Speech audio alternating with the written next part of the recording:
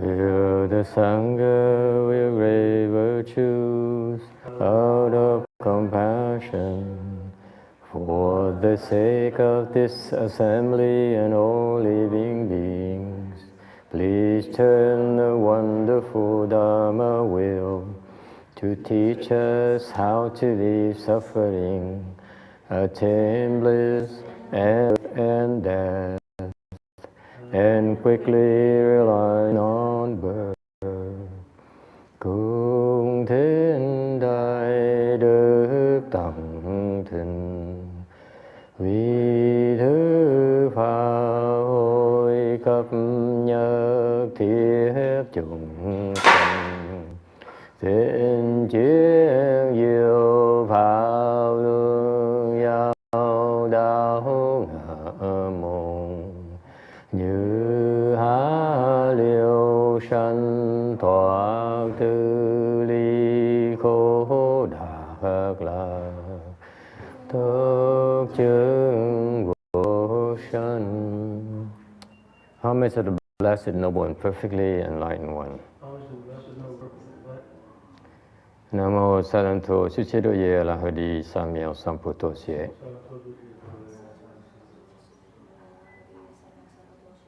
Namo Tathagata Doya Daya Alahade Tamya Tamboda Toa.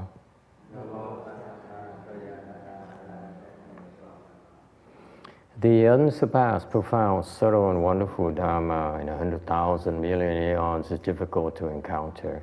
Now that I've come to receive and maintain it within my sight and hearing, I vow to fathom the thus come one's true and actual meaning.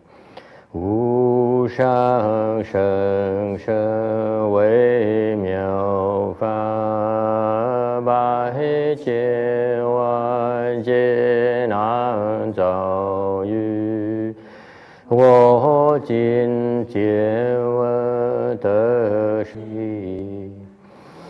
O Buddhas and Bodhisattvas, Venerable Shenhua, Venerable left form people, and all good advisors, Amitabha. 诸佛菩萨、师父、上人、各位主教人、各位善知识，阿弥陀佛。Chư Phật Bồ Tát, kính thưa Thượng Thiên Hóa, quý vị, quý thầy và quý vị thiện tri thức, A Di Đà Phật. Ruching is coming, right? So you want a microphone or you don't care? People need Chinese translation? Huh? Okay. Okay. And save some money, some food for Sarah. She probably is so hungry now. And this is when we get to sleep and you get to be wide awake. Okay, let's see. We want the Heart Sutra. Yes.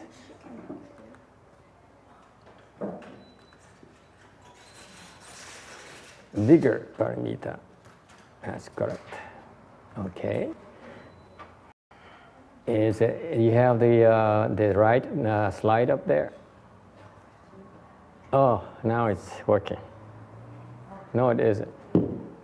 Let's see if you can get to the proper show. Oof. Wow. You can go the slow way. Okay, how is everyone today? We have as usual, some technical difficulties.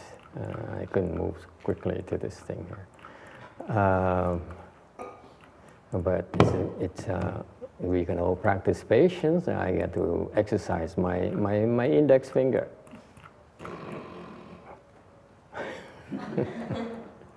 Very appropriate.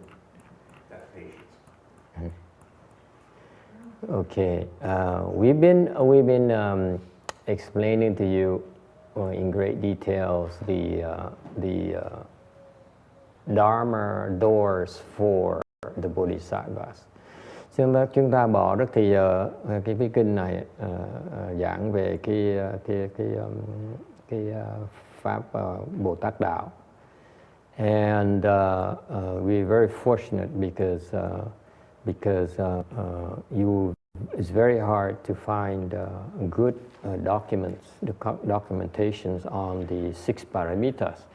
Chúng ta may mắn là có được cái đầy đủ tài liệu mà về cái lục độ, because most English materials are not that good. Tại vì những tài liệu tiếng Anh nó dở lắm, nó không được hay. And even I ran across these materials from Nagarjuna who explained the six paramitas. Chúng ta rất là may mắn là gặp được cái tài liệu của ngài Long Thọ Bồ Tát. Nagarjuna is a fourth ground bodhisattva according to the scriptures. Theo những kinh điển nói đó, ngài Hòa thượng Tiên Hóa cũng nói như vậy, là Long Thọ Bồ Tát đó, là tứ địa Bồ Tát. He's enlightened and he's a fourth round. Fourth round is about low middle. He's got low, but the fourth round bodhisattva characteristics is that they practice erudition. Cái đặc biệt á, của cái tứ địa Bồ Tát á, là họ tu về cái pháp là đa văn, tô quẩn. 所以Nagasena. No. This is 龙树菩萨。龙树菩萨。龙树。龙是龙蛇的龙，树是大树的树。龙树菩萨。龙树菩萨。四地菩萨。对。然后他们是修这个他的主要修的是这个多闻。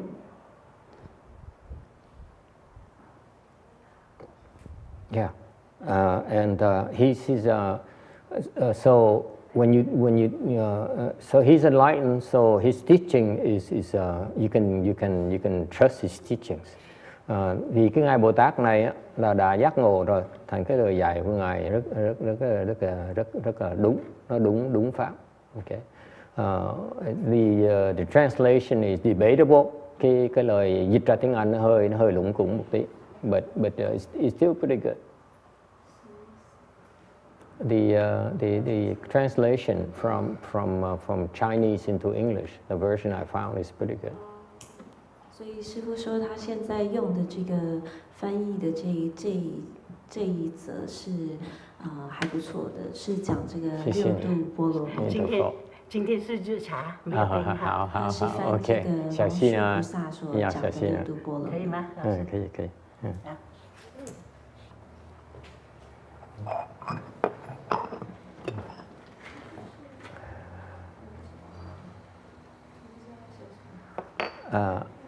And there is one known first ground bodhisattva in LA. Cái là LA có một cái vị tứ địa Bồ. Would you like to know who he is? Hiểu biết ông đó là ai không? Yes. 师父说就知道有一位四地菩萨在洛杉矶。Oh yeah. Well, again, when you twist my arm, I would tell you. And this I'm going to mention his name because this goes to show to you that the fourth ground bodhisattva, they're very knowledgeable in so many topics. They're like a Renaissance man, you will, enlightened Renaissance man. Okay. Cái nói này cho quý vị biết là cái Phật và cái Bồ Tát rất là hay, là không có họ đi khắp hết á. Okay. So there's a lay person who's a fourth ground bodhisattva. He's American. Có một cái vị người Mỹ, người da trắng mà tứ địa Bồ Tát. Unfortunately, he passed away already. That's why I can reveal him. Sarah, come on. There's something called top secrets. 之前的那个四地菩萨，他不要讲他的名字，但是呢，另外一位是已经不在了。There is this the fourth crown Bodhisattva. This one is American, but he's Caucasian, but he's dead already. Okay, just like Lung Shu, like Nagarjuna, they're all dead. 他是美国人，所以他已经去世了。 So when they come to the world, khi mà tứ địa Bồ Tát mà tới cái thế gian này á, they come here to broaden our knowledge base. Rất là đặc biệt, họ tới đây là họ nới rộng ra cái sự hiểu biết của loài người này. Isn't that cool? Go ahead. 他们都是知道很多知识，所以他来到这个世界上来帮助大家增长大家的这个佛学的知识。 So it's no coincidence that Nagarjuna added a lot of good information about how to practice the six paramitas to help us out. Cũng vì như vậy mà Ngài Long Thọ Bồ Tát mới tới cõi này để giúp chúng ta hiểu, giảng nhiều hơn về cái pháp lục độ để chúng ta hiểu cách tu, biết phương pháp tu rõ ràng hơn. Cũng như vậy thôi. So Nagarjuna came to our world. He added a lot of really good information. He brought the Hoa Yin Jing, the Flower Adornment Sutra. He explained a lot of his teaching are very, very good. Đại khái nó Long Thọ Bồ Tát là dạy rất nhiều cái pháp rất là quý báu cho cái kinh tạng của cái cõi Ta Bà này. So we have to be grateful. 所以龙树菩萨来这个世界上是来带来很多这个佛的知识，像《华严经》等等。 So this Caucasian person is American person. His name is Mandy Hall. Have you heard of him? Có người nào nghe cái ông người Mỹ này tên là Mandy Hall. Mandy Hall. He founded the Philosophical Research Society. I think it's around that Griffith Park and that general area. 所以这个四地菩萨现在 Yeah, 洛 Los 杉矶 Feliz. Yes, that's correct. You been there? 叫 Mandy Hall。 Yeah, it's Mandy Hall， 他的 Mandy Hall. Philosophical Research Society on Los Feliz Boulevard. 在那个洛杉矶 You go from 靠近 here Griffith Park to Freeway 5 going 有一 north, 个 exit 叫做 Los Feliz and turn Philosophical left, Institution。 and it's on your left somewhere. Yeah. See? This guy's been everywhere. How impressive. I get out of the coffee houses in little Saigon. Good for you. Good for you. Not that often. So that's where you hang out, huh?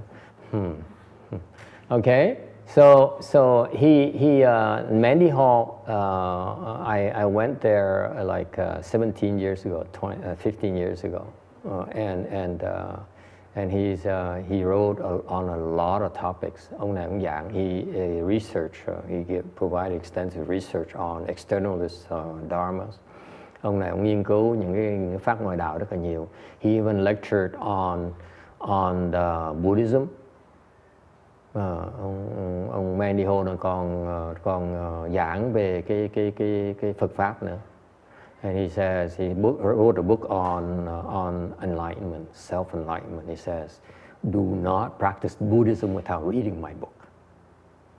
Ông giỏi Ấn Độ, ông nói là cái gì mà muốn tu Phật pháp á, là phải đọc cuốn sách của tôi. Cuốn sách là cái sách về gọi là từ giác ngộ, tự giác, something like that. I forgot the exact title. It's about enlightenment, and Hấn Tràng introduced him to me. Nhờ thầy Hân Trường giới thiệu ông thầy mới biết. And so we were listening to his lecture a lot. Thành chúng tôi bỏ rất nhiều tiền mua mấy cái tape của ông để về nghe. Okay, and so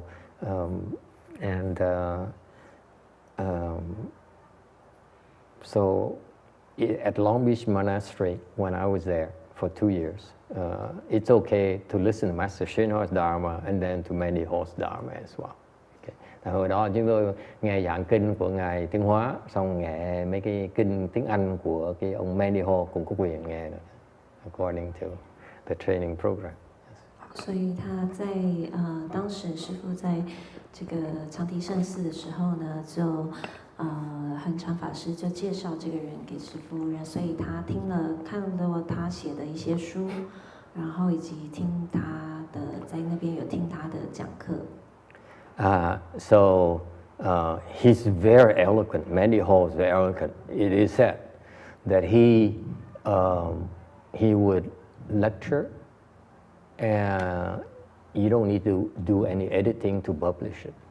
His English is incredible. His language skills is so superior. Hồi đó ông này cũng nổi tiếng là tại vì ông giảng là cái vì biên xuống thành sách là không cần sửa một chữ nữa luôn. Ông giỏi Ấn Độ như vậy. You don't have to correct a single thing. So his tape is the same as his books. Thành mấy cái buổi giảng ông băng mà giảng ông là giống như cuốn sách mà in ra như vậy, không khác gì hết.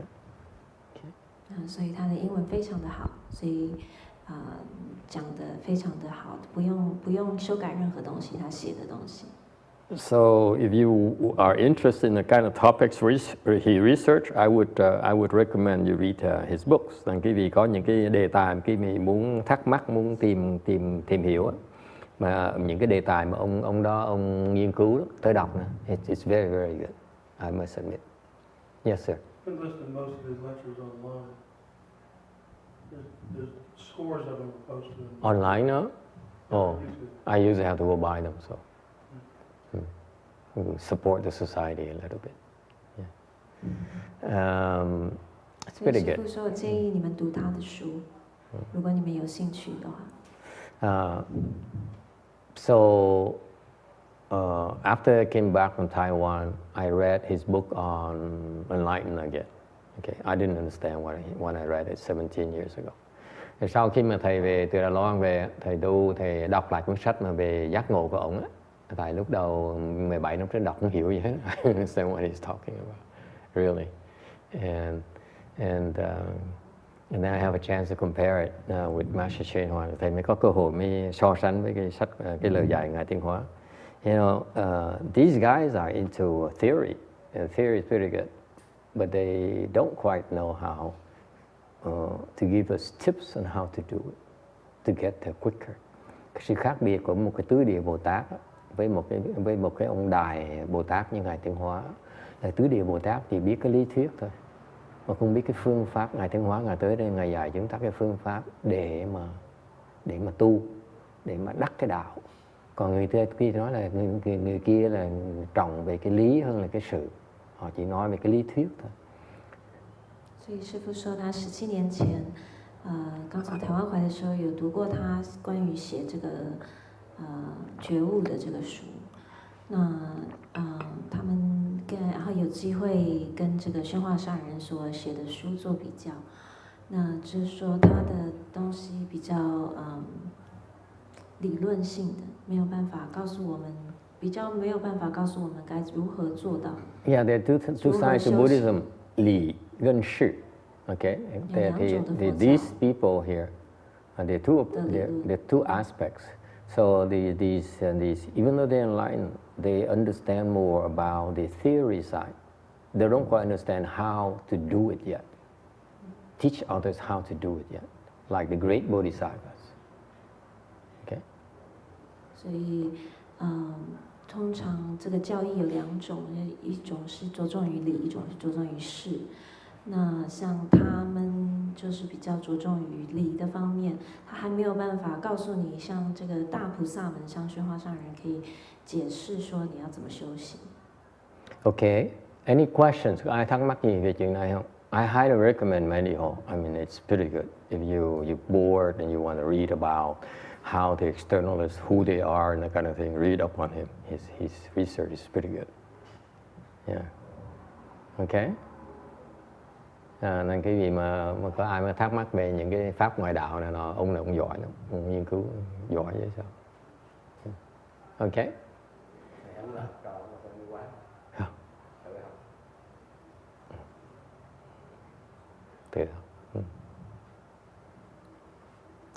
All right.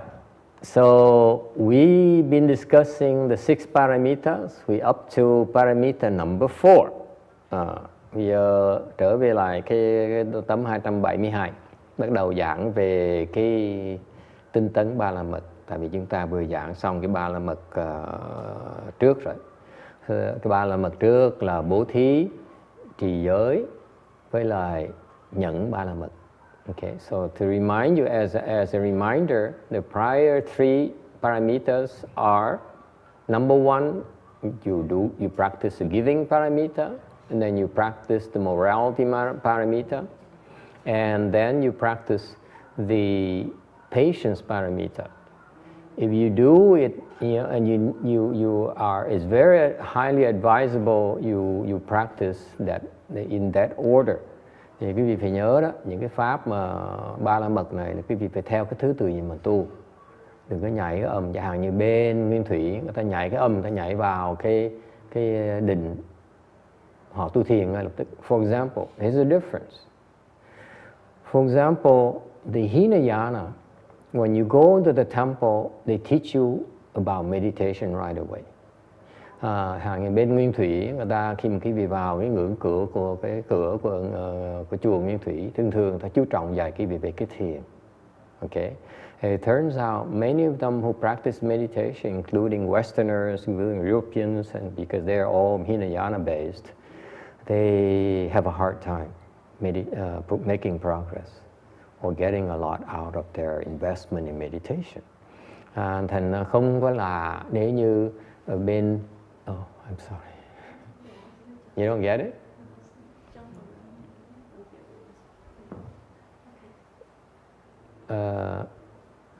You need to follow the order of these paramitas. So I'm giving you a comparison, like in Hinayana, people who go to Hinayana temples, they usually learn meditation, okay? Or they learn maybe offering food and money, okay? And then they meditate. Bởi vì tới chùa Nguyên Thủy cái vị đó, như mấy thầy đàng hoàng dạy cái vị bố thí, dạy cái vị đem tới cúng đồ ăn, nấu đồ ăn cho mấy thầy, chuyện rất là tốt, ok? Cúng dường với mấy thầy rất là tốt. Yes. 所以师父说，我们现在讲这个六度波罗蜜。那前面刚刚讲的就是上面三个，我们已经讲过了。这个布施，morality 是戒，持戒，然后还有忍辱。那师父说，这个重要的在于这六度波罗蜜它的顺序。所以像你去这个小乘佛教，他们修的这个法门是他们修。They emphasize meditation, and the good teacher will start them first with teaching them about helping out in the temple, cooking, and making offerings, and so on. And then they jump right into meditation. But most Hinayana teachers will teach you meditation. Ask that those Sri Lankan monks who came here, that's what they do. They talk and they teach you to meditate. That's about it, because they don't understand.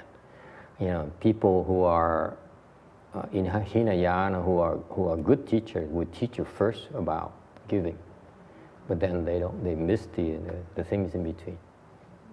所以通常他们都会先教你布施，所以就是比如说你去道场会做一些帮他煮饭啊，或者是打扫的工作，然后直接就是教你如何打坐。So let me repeat. If you want to learn Buddhism, you first start with practicing giving. Okay? Thành thầy nhắc lại cái vị muốn tu Phật pháp, muốn tu hành đó, việc đầu tiên là phải có cái tinh thần là tinh thần bố thí. It's a first requirement. Okay? Thành ra người cái Tây phương mình dạy hơi khó như vậy. Mày vào nói ông nên bố thí, ông nên làm giúp chùa, thì người ta nghĩ là mình đừng moi tiền người ta. That's why it's very difficult to teach the Westerners, because then you guys think we're trying to pick your pockets. Okay? People get offended by that. Okay? So that's why when text came to me like 8 years ago, I never approached giving. I just talk about sutras. Yes? I even avoided explaining about giving paramita for 6 years. I avoided it. Lúc mà thầy cái ông da trắng này tới thầy cách đây 7-8 năm trước á, thì thầy né không dạy về cái bố thí. Thấy cái ông mà quý vị mà ông nói mà ông không vừa lòng mà các ông chửi cho chết á. Okay. Thành ra thầy né 6 năm, thầy cố ý né 6 năm trời không dạy bố thí. Ok, tại người da trắng dạy không được. Thành mình phải uyển chuyển. So even though I didn't teach you that directly, I was lecturing directly, but I'm paving the way to teach that. You see that? It's critical. Tại mặc dù thầy không dạy thẳng như vậy, nhưng đều á, mình sửa soạn để mà dạy cho họ. Okay? Khi họ tin tưởng, lấy cái lòng tin tưởng họ rồi mình mới dạy được. First you have to gain their trust. Okay? Then you can slowly teach them. Okay? And it's not about generosity, it's about giving. Mà cái bố thí ba la mật này là theo người Mỹ họ dạy là cái rộng lượng. Cái bố thí không phải là rộng lượng. Bố thí là phải thiệt thòi, không thể nào rộng lượng được. Okay? Giving is very different from generosity. Okay? Giving is you deliberately are taking a loss. Bố thí là mình chịu cái thiệt thòi, cho mình không cầu cái lợi. That's the mindset. The mindset of giving is that we deliberately choose to take a loss. Cái bố thí là mình cố ý chịu cái thiệt thòi mới gọi là bố thí được. So far so good. 所以师父说，学佛教重点的第一步就是要从布施开始。那这个是西方人比较很难接受的，这个比较没有办法了解的概念。他们会觉得说，我们好像是希望他们都能够布施啊，能够捐钱啊这样子。但是事实上布施是学佛的第一个基础。那布施跟所谓的大方是不一样的，就是布施的时候，你是一定要有所失去，跟你有大方的表现的给人家是不一样的。你一定要智慧，想要布施，你的心里是一定要智慧。Okay, that's the only mindset for giving. You take a loss. You don't give and expect to profit from it. 不是说你要布施而希望能够得到更多，是你要抱持着你会吃亏的心态。Then your blessings aren't that great. If you practice, you know, you benefit from that, and you give, and you know you get a lot back. If you have that kind of mindset, your blessing is not that great. 如果你知道说你布施是为了得到更多的话，那你所积的功德并不多。On the other hand, you just give, then your blessings are far greater. 如果你不想就只是布施的话，那你所得的功德呢，反而更多。Nên cái vị mà để cái tâm, cái vị lúc mà bố thí chỉ là vì cái tâm vì bố thí thôi á, thì cái phước báo cái vị nó lớn không thể tưởng tượng được. Okay, and after you have that many blessings, then you're able to lead a moral life. Rồi khi cái vị có phước rồi, cái vị mới sống cái cuộc sống đạo đức được. 当你这个布施够了，这个福报够了呢，你才能够这个持戒。Okay, so for example, if you don't have enough blessings, we can teach you about rules morality. You can go back and teach your children about morality. But if they don't have the blessings, they will not be able to. They won't buy into it. Thành ra chẳng hạn như quý vị, như chúng tôi dạy quý vị mà nói dạy về cái đạo đức mà quý vị chưa đủ phước đó, quý vị tu không được. Còn giống như quý vị nghĩ là cái phước này, pháp này hay quá hả con về nó để tôi dạy cho con tôi sống cuộc sống đạo đức. Dạy nó không nhận nó nghe, nó không nghe đâu.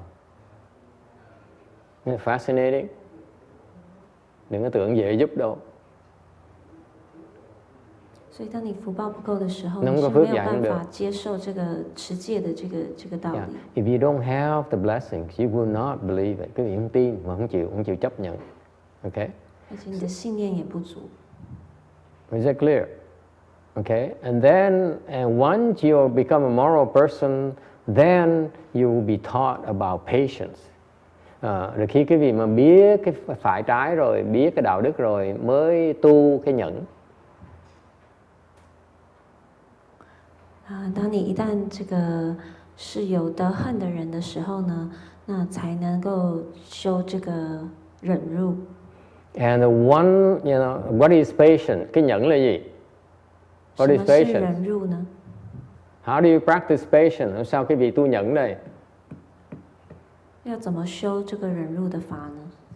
As a teacher, ông thầy mà tu nhẫn là sao? How do teachers practice patience? 所以你们知道这个老师们、师父们是怎么修这个忍辱呢？ Well, one way is that every Sunday afternoon when you listen to lecture and you keep on sleeping, we don't get afflicted. 所以像这个每到星期天下午呢，你们听我讲课的时候，都一直在打瞌睡呢，我都不会觉得我都是在忍辱。 Nhận là sao? Ông thầy khi mà buổi chiều Chủ nhật mà đang giảng kinh, mình bỏ biết bao nhiêu tâm huyết mà sửa soạn bài giảng kinh đó, mà người ta cứ ngủ gà. Sung sướng, ngủ một cách sung sướng đó. Mình hoàn toàn không phiền não. 一点都不会觉得烦恼。 Okay? Or at least we pretend not to get afflicted. 那至少就是假装不烦恼。 Okay? So far so good? That's what teachers have to practice. We have to practice ourselves. Ông thầy phải học chứ đừng có tự phải tu đừng có giỡn. Okay? That's why you're here. Quý vị tới đây giúp chúng tôi tu cái nhẫn. So you're here on Sunday afternoon to help us practice patience. 8 năm trời cũng y chóc như vậy. 8 years and they still don't get it. Okay? And what about students? How do students practice patience? Cái người mà học trò thì tu nhẫn sao? 那像你们学生们应该怎么修这个忍辱呢？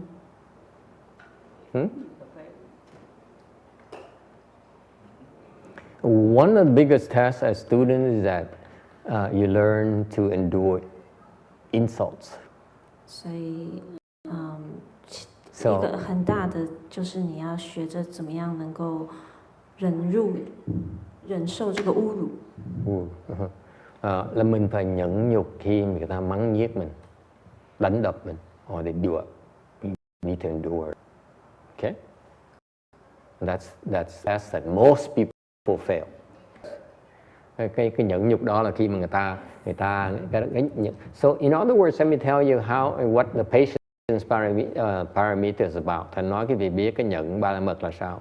It's about being tested. Cái vị tu cái nhẫn ba la mật là cái vị phải bị thử thách. When you go to patience parameter, it's no longer theory. Cái nhẫn ba la mật tu là không phải là lý thuyết nữa mà phải nhẫn nhục, phải làm. Now you have to act. Now you have to do. 所以这个忍辱法呢，就是当你开始修忍辱的时候，你就要能够接受考验。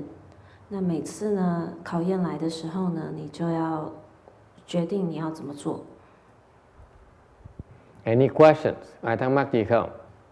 So let me. The key of the patience parameter is that you must pass these tests of patience. Thành cái nhận ba la mật là cái gì phải chuẩn bị mà thi những cái thử thách về cái nhẫn nhục của mình. 最终你能够通过这些忍辱的考验。 Any questions? Ai thắc mắc gì không?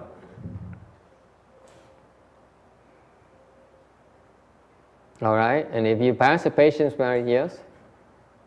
Also, Master, we're just continually tested all the time. Absolutely. Constantly. Cái nhẫn này là cái thử thách hoài. It's non-stop. 所以他问说：“这个考验就是不停的一直来吗？没有结束吗？”师父说：“对，没错。” Any other questions? Ai thắc mắc gì khác không?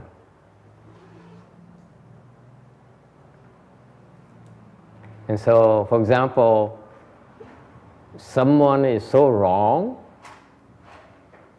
you still don't get upset. Hằng như rõ ràng ông thầy ông sai, mình vẫn không nổi giận như thế. Clearly the master is so wrong, you still don't get afflicted. Rõ ràng ông sư phụ rõ ràng sai lầm dễ sợ, mình không phiền não như thế. 所以举一个例子来说，就是如果一个人他是就是做非常大的错，你还是不能够，你还是要忍辱，你还是不能够觉得不高兴或者是起烦恼。起烦恼。 Okay, any questions? And then you practice vigor paramita. Rồi quý vị mới tu được cái tinh tấn ba la mật. This is very important. Cái tinh tấn ba la mật rất là quan trọng. Okay, this vigor paramita is critical. And you see, I'm giving you a lot of details on why is that when we practice chan meditation, when we practice Mahayana meditation, you progress a lot quicker because you know what it takes for you to practice chan. Thành cái này sẽ nói cái vị những cái này cho quý vị biết cái chi tiết để quý vị hiểu rằng tại sao quý vị tu thiền tông đại thừa đó quý vị tiến bộ lẹ hơn nhiều. Tại vì chúng tôi biết muốn tiến bộ phải cần những cái yếu tố nào mới tới được.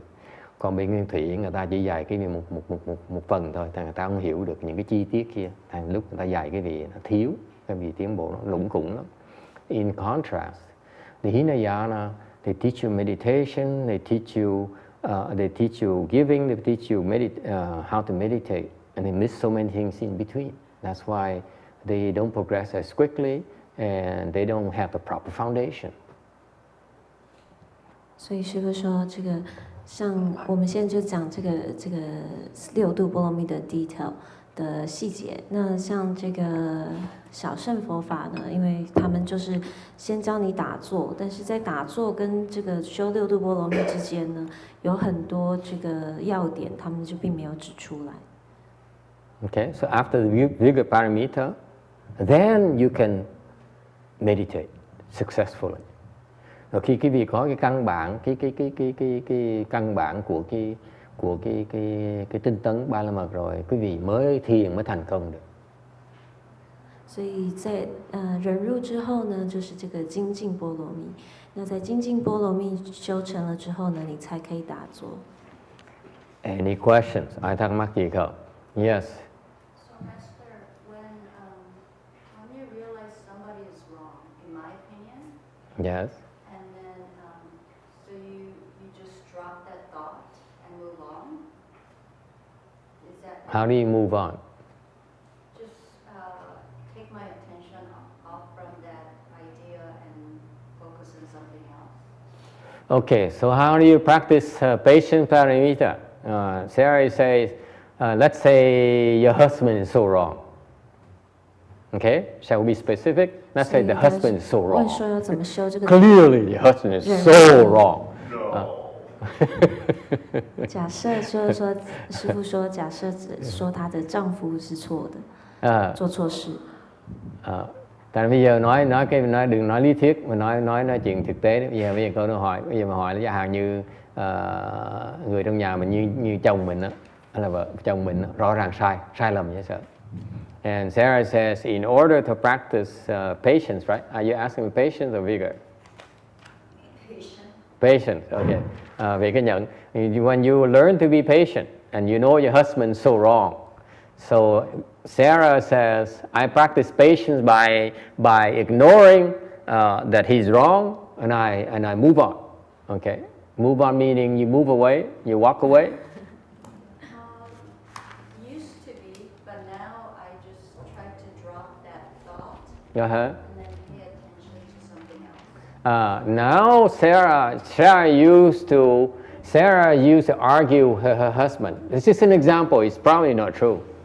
Yes, Master. Thì thầy nói ví dụ là trường hợp như mà ông chồng mình sai, là cô lúc trước cái cô này là cô cãi lộn với ông á, cãi lý với ông á. Okay? Anyone had that experience before?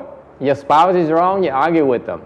所以举例来说 ，Sarah 说她跟她的，假设她跟她先生吵架， Okay? 然后呢， Mình 她 cãi 先 lộn. 生是错的。 Now Sarah graduated. She says, I don't argue anymore. I know it's wrong. So I say, you're wrong. I'm ignoring you. I'm going to think about something else and ignore you completely. Yes? Cô nói bây giờ cô tiến bộ hơn một tí. Thay vì cãi lộn, cô nói là tôi biết ông sai rồi. Thành ra tôi không thèm để ý tới ông. Tôi nghĩ chuyện khác. Tôi lo chuyện khác. Okay, is that patience? Cái đó gọi là nhẫn là không?所以他说他以前呢，就是会用吵架的方式，如果他觉得他先生错，用吵架的方式来解决问题。现在他就会说，他会放下那个他是错的那个念头，然后就想别转移他的注意力，是这样是对的吗？ Does it count as patience? Practicing patience? 对啊，是在修忍辱吗？ Yes? Yes or no? Có là không? Anyone says yes? 说是的，有没有？ Anyone says yes? You say yes? The same? Yeah, you do the same thing, right? You do the same thing. Yeah, she does the same exact thing as 是 well. 一样。 Oh, very good, impressive. Okay? Anyone says it's yes, Vicky? Oh, I say something different. You say something different? What do you say? I say, okay, honey, yes, you're right. 他说 Ooh, we hate it. Oh, we hate it.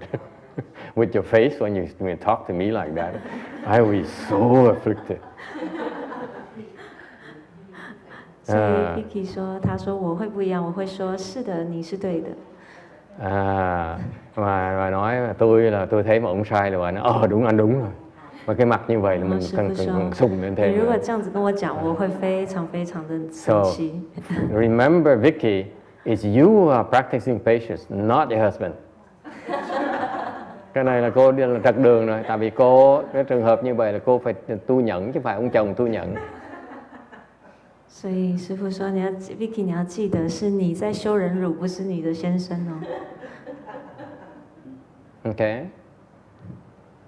So who says that if you ignore that person and you move on, you think of something else, it's not patient. Nhưng mà ai nói không phải nhỉ? Okay, it's not patience. 有人觉得这样做是不对的，举手，不是在修忍辱。 So how do you practice patience then? Sao mà tôi nhận bây giờ?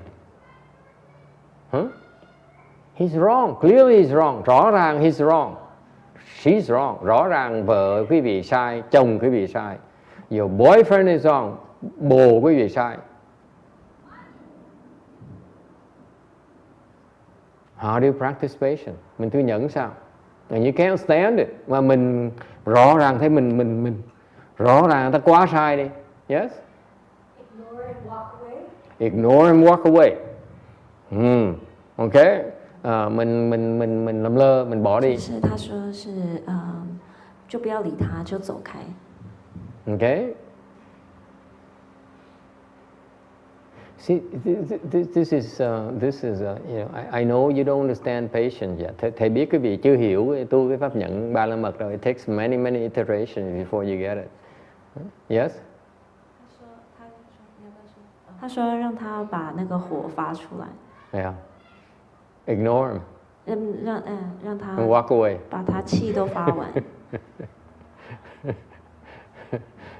And then does your husband chase after you and say, "How dare you walk away from me?"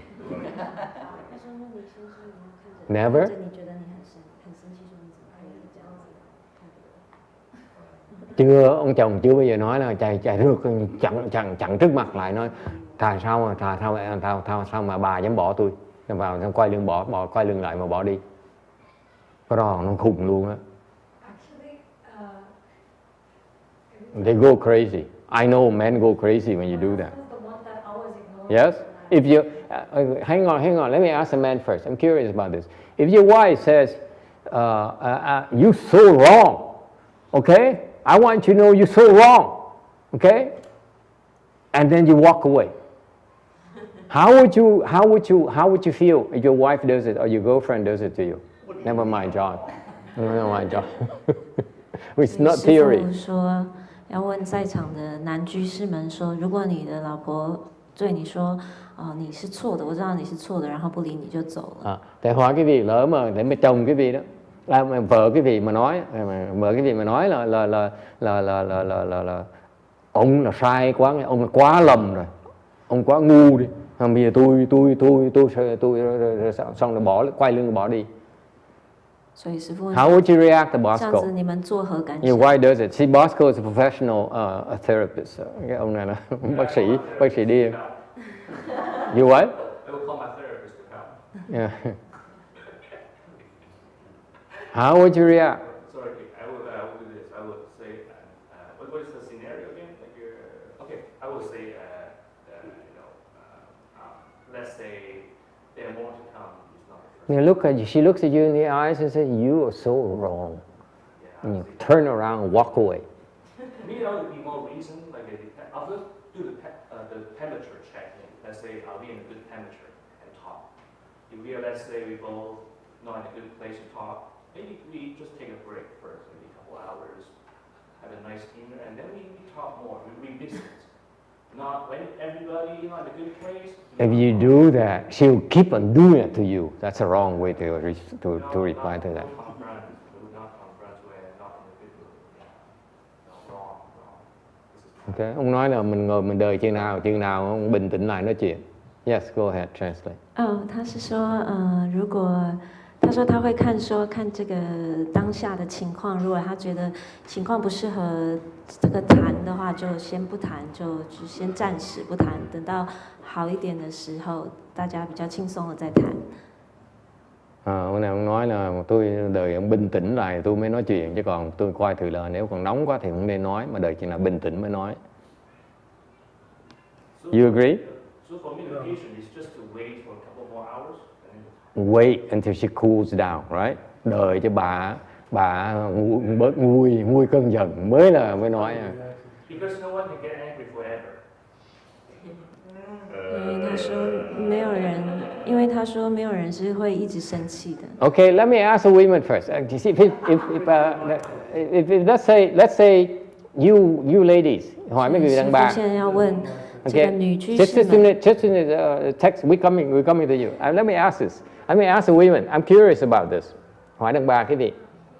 If you're dating a guy like Bosco, 假设呢，你们在跟认 nếu quý vị mà bồ quý vị là những cái thái độ như vậy, of course before you considering getting married and then you have an argument and then that's how he treats you. He's gonna, I know you're hot, honey. I'm gonna wait till you calm down and I talk to you in a reasonable manner. Nếu mình bồ làm ổng làm bồ mình muốn sắp cưới ổng rồi mà lúc bây giờ mình mình may sao mình cãi lộn ổng á, xong nổi sùng quá. Ổng nói em ơi em thôi, anh biết em là đang nổi nóng, thành ra anh sẽ đợi chừng nào em nguội lộn rồi anh mới nói chuyện với em, rồi mình nói chuyện được. Would you marry him?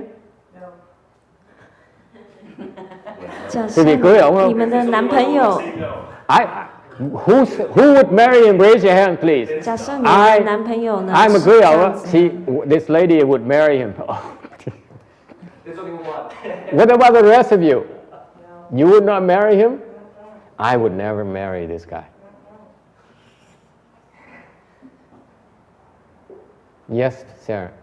But the problem is with that approach, it could get worse eventually because the same pattern is repeating every other week. Let's say you get mad and you go, oh, let's do it later. So we talk about it, nothing happens. And then the similar situation happens after another week. Oh, let's talk about it later. Nothing happens. Yeah, let's talk about it later. Let's wait until it has a clear. Rồi nói mình kiên nhẫn mình đợi chứ nào bả mình tâm mình nó sáng suốt mình nói chuyện. Yes. Translate. 所以他说这个，他说那假设像 Bosco 这样，就是所建议的这处理的方式，就是那你说我们等到时间对的时候再谈，那结果就没有再谈，下个礼拜有同样的事情发生，你又再等到下个礼拜再谈。Tex, you have anything to say about that, or you want to bring up? Huh? How a man should react? Well, I can tell you how I do react, or did react. No, I forget all about it. I mean, I'm relieved that she gone away, and I forget all about it. That's it. Totally. You don't do anything. You just say, No, oh, don't do anything. okay. 所以 text 是说， Stop. Even not even this? No, no. 他 just 说 release. You don't like? No, no, no. No? No Fuji face. No Fuji face. I just feel relief and then I forget. And his text speaks the words of wisdom. He says, I can drop it. 他说我就忘记， Impressive, 我 yes. 就忘记， You know what? You think he's 忘记 lying? 没有这回事。 He's like that now. You know, like several years ago, he'll beat the crap out of her. Yes? No, I was pretty much like that before. Like what? Like, I'd be relieved that she was gone. Until you can find another girl? Yeah, you're just too skinny. Too much. Yes, sir. The point is, no fighting. You give a face, you're fighting, adding fuel to it. Whatever it is, take the blame. Doesn't matter. There's no fight. John says Master Xue Hua teaches no fighting. Ông nha sĩ nói là ngài Tuyên Hóa dạy là không tranh. No matter how, No matter how wrong she is, they take the blame. he is take the blame. Ông này sẵn sàng nhận cái lỗi của ông đó. Go ahead, translate. 他说这个宣化上人是说不争，不管发生什么事情都不去争。愿说这样子的人，你会嫁给他吗？都不吵架的那种，不怎么发生都不吵，你要嫁给这种，这样子那还不如不结婚。因为肯定会有，只要是人和人在一起，肯定会有矛盾，不可能。 Who would marry a like that? We know that most of you would not marry Bosco except for that lady over there. Mình biết hồi nãy có trừ cái cô mới này đó là cô thích ông này thôi, thích những người như vậy thôi, còn những người cái gì là không chịu người chồng như vậy. What about a guy like a husband, like a potential candidate like John? Would you marry him? No. Yes, sir. But I think the issue is not husband or wife. It's with anyone how to deal with conflicts. It's the more like a conflict management.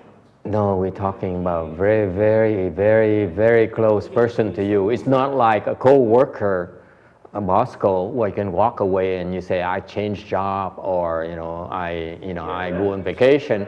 You go home and you face her every day. Yeah, it's a different relationship, right? Yes, Sometimes it's- it's more permanent. Let's say you're resistant. The issue is not just weak, it's the pattern, as she said, right? It's the ongoing problematic behaviors. We are dealing with how to, patience kicks in, right? But we have to explain and the consequences, talk about the rules. So clinical. This gentleman thinks so clinical. Oh, you professional, so clinical. Let's get a clear head and fix this problem. Wrong. Because when the head cools down, the problem when you wait for them to calm down, it's not the same problem anymore. Agree? In the mind, it's not the same problem anymore. You're not fixing the same problem anymore. 所以师父说，像他说，你要等到他冷静下来的时候呢，这个问题就其实已经是变质 They calm down already. It's not the same 所以 problem. 他就不是从当初他在生气的时候那 Cái 个 này 你 á, 所面对的问题。 cái này là cái này là theo sách vở thôi. Họ nghĩ là chừng nào cái vị sáng suốt khi mới giải, cái bình tĩnh mới giải quyết được, cái đó là sai rồi. Khi mà người ta vợ quý vị, chồng quý vị bình tĩnh lại rồi ấy, thì người ta, cái vấn đề người ta trong tâm người ta nó khác rồi, không phải vấn đề như lúc người ta nổi giận nữa. It's not the same problem anymore. That's my problem of waiting. Yes? So our judgment is changed from time to time. We're not fixing the same problem. We're not addressing the same problem. Yes, you're addressing something, but it's not addressing the problem you have. That's why I would not marry people like that, because you have the same problem over and over again. It doesn't get resolved your entire life. 所以 Tại vì bởi vậy thầy nói thầy đùa với quý vị. I was joking with you. I said, would you marry such a person? Because the real reason behind that is that if you have this opportunity to resolve this problem, you say, okay, that's not resolve it. Let's wait until we calm down. You don't resolve any problem. It never gets resolved. You missed the point. You missed the boat. So you saying is we should fight? I don't know about fighting. I beat the crap out of her first. What is your solution, Master? 所以 You get it? Cái vị có đồng ý là không? Cái vị đợi là nó nguội rồi, nó không phải nó cái tâm họ không đấu như lúc trước nữa, thì mình đâu có giải quyết được cái vấn đề lúc nó muốn đấu mình đâu, đúng không? Uống mất cơ hội để mà học cái cách để mà giải quyết. You miss the opportunity, you miss the boat, you miss a chance to learn about that true person you were thinking of marrying or you married. 所以师父说，这个同样这样子的方法，就是你就这个问题呢，它会一再一再的发生，而且当你等的话呢，你等于是没有在当下面对当时这个状况。同意不同意？入境，而且你的想法是怎么样？那个时候是那个人的反应是真实那个人的反应。我好像没有这个问题。I see the older generation. They will conform to you and say, okay, calm down, I'll wait until you calm down, I talk to you. That's their generation. I propose in the 21st century, let's fight it out. Let's show our fist. Cái đó đời xưa là như vậy. Đời thế kỷ 20 nó như vậy. Thầy đề nghị thế kỷ 21 á, mình đánh lộn nhau. Master, if they have kids watching that, it's a child abuse.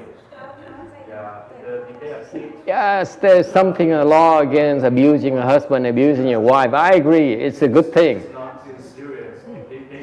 But you learn to fight the 21st century way. Yes, sir. This is not right. Linh sao? Because when kids under Huh? He says, how come you're not married? How come you so wise? I failed miserably. Thầy cũng đã thất bại cay đắng ngẹn ngào luôn. I failed miserably too. And I don't think I ever recovered. Nói thật cái vị thầy thất bại cũng là ly dị rồi mà chưa học bài học. I never learned. So I'm only speaking theory. Thầy này chỉ nói lý thuyết thôi. Nói ổng dưới cái ổng chưa có vợ, ổng nói hay nữa. Ông có vợ rồi. Yes. She has a real example. Yes. Of a real situation. Yes. Share with us, please. 我买了一个新的电饭锅，然后煮饭用了1个多小时，我先生很生气，说要砸掉这个电饭锅，然后就这锅什么什么 The rice cooker. Oh, okay. She bought a new rice cooker. Okay. 然后我在旁边很兴奋，我说你砸一下我看一下，And then然后他就不在床。 So she bought a new rice cooker. It takes an hour to cook, and the husband got very upset. So the husband says, "So this rice cooker takes too long. I'm gonna throw it and then smash it." So she says, "Okay, really? You're gonna do it now? Let me see you do it." And then the husband just calmed down and walked away. It's his money, right? Cô kể nó có chuyện thiệt là cô mua cái máy nồi điện nấu cơm mà nấu 1 tiếng đồng hồ cơm nó chưa chín rồi.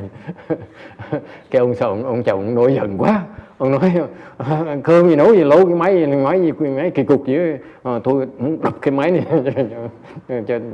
cho rồi đồ máy cù lần. Thì cô này cô nhìn mặn ông đập cho tôi ai, ông không dám đập. Tại sao vậy? Ta tiền của ông á. Very good.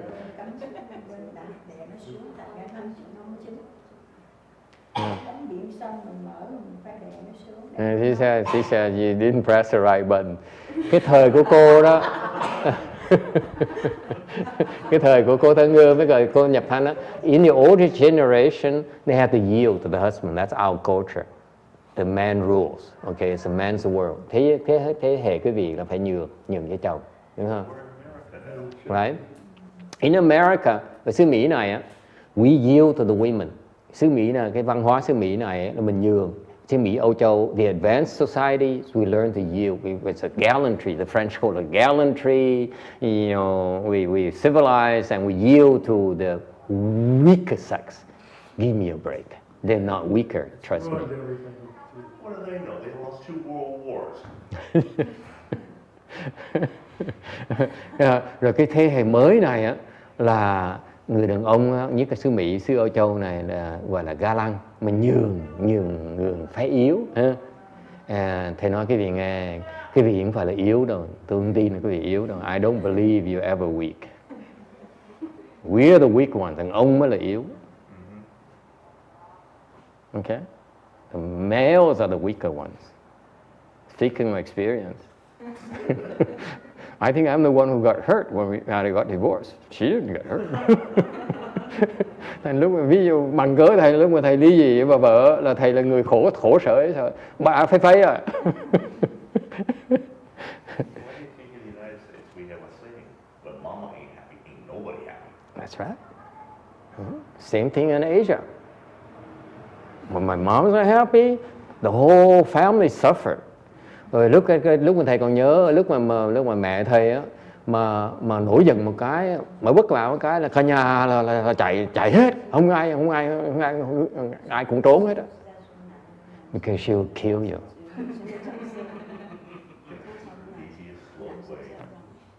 She'll kill you. My mother is like that. Mẹ thầy biết là thầy không tin cái việc là yếu. I learned from my own mother. I don't believe she's ever weak. Okay? Maybe when she's younger. Not anymore, after she suffered so much. Một khi người phụ nữ mà cực khổ đến cực điểm rồi, không thể nào yếu được nữa. And you survive. When you suffer so much and you survive, you no longer weak, let me tell you. Cái người á, không cần biết nữ là nam, mà nếu như họ cực khổ đến cực cùng rồi mà họ vẫn sống được á, như cái bà già này đó, bà sư cô này cực dễ sợ lắm, mà còn sống sót được á. Mấy người đó không thể nào yếu được, mấy cái thứ đó là thứ trời đánh không à. Okay? I don't care whoever you are, male, female doesn't matter. Okay? Cái gì mà cực khổ mà đến cực điểm là không thể nào mà yếu được nữa hết.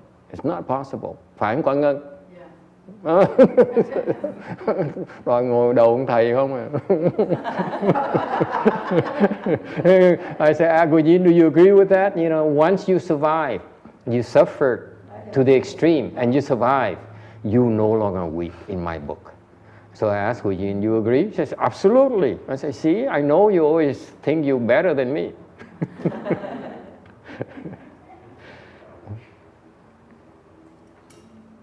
Translate. 所以师父是说，当你这个，他是说很多时候，当这个他讲这个故事说，当你经过这个很多的苦，你必须要受很多折磨以后，你能够你能够忍过这些事情的时候，你是很强的，你其实不会是弱的。Okay, so I feel that we should resolve the problem when they're hot-headed. Thành cái vị phải học đối với thầy, cách tốt hơn là mình tìm cách mà học cái cách để mình đối phó cái người khi ta đang nóng, ta đang giận dễ sợ. Hai bên mà học hỏi được. That's when both sides learn. And that's my preference. Yes, sir. Well, in my experience, people that say, well, let's don't talk about that now, they don't want to face the problem. That's a way of getting out of facing it. Yeah, but then it doesn't get resolved. That's right, it doesn't get resolved. And it, you know, and the relationship is not healthy, you ask me. Right. Okay? It is an imperfection in the steel. The steel will break someday. I prefer to work off the weakness right away, as soon as possible. That's what I define as honestly building a relationship. Đối với thầy đó, just my personal opinion, and again, you should not believe me, you should believe the therapist because I'm a failure. Thành ra thầy nói đối với cá nhân thầy đã thất bại là cay đắng nghẹn ngào rồi, cái vị không nên lời nói của thầy. Thầy chỉ chủ trương thầy là thầy trường hợp gặp nó khó khăn như vậy đó, mình có đương đầu mình đừng có bỏ đi, mình phải giải quyết ngay lúc đó, tìm cách giải quyết. Mặc dù mình biết rằng mình sẽ thất bại rất nhiều lần. And you know when you do that you're going to fail miserably too. But you keep trying. Okay? Mình vẫn tiếp tục mình cố gắng.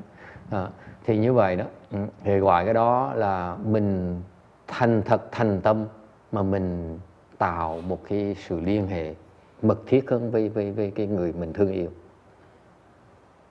Cái cơ hội để mà mình giải quyết, mình giải những cái chỗ yếu, những khuyết điểm giữa hai người. It's a chance to fix the weakness between the two in the bond. 所以师父说，他觉得这个重点是应该要解决这个问题，而不是说这个在当下要解决问题，这样他这个怎么说？这个关系才是好的关系。And if you fail, so be it. If you succeed, your bond is stronger, your relationship improves, goes to the next level. Mà thầy đề nghị rằng nếu như quý vị làm như vậy mà quý vị thất bại là quý vị ráng mà chịu, chấp nhận đi. Còn nếu quý vị thành công thì cái sự liên hệ quý vị nó mạnh hơn, nó mật thiết hơn nhiều. Don't be scared, don't be afraid. 如果失败的话，也就是这样。但是如果你成功的话，这个你的关系会变得更好。Agree, disagree, đồng ý không đồng ý?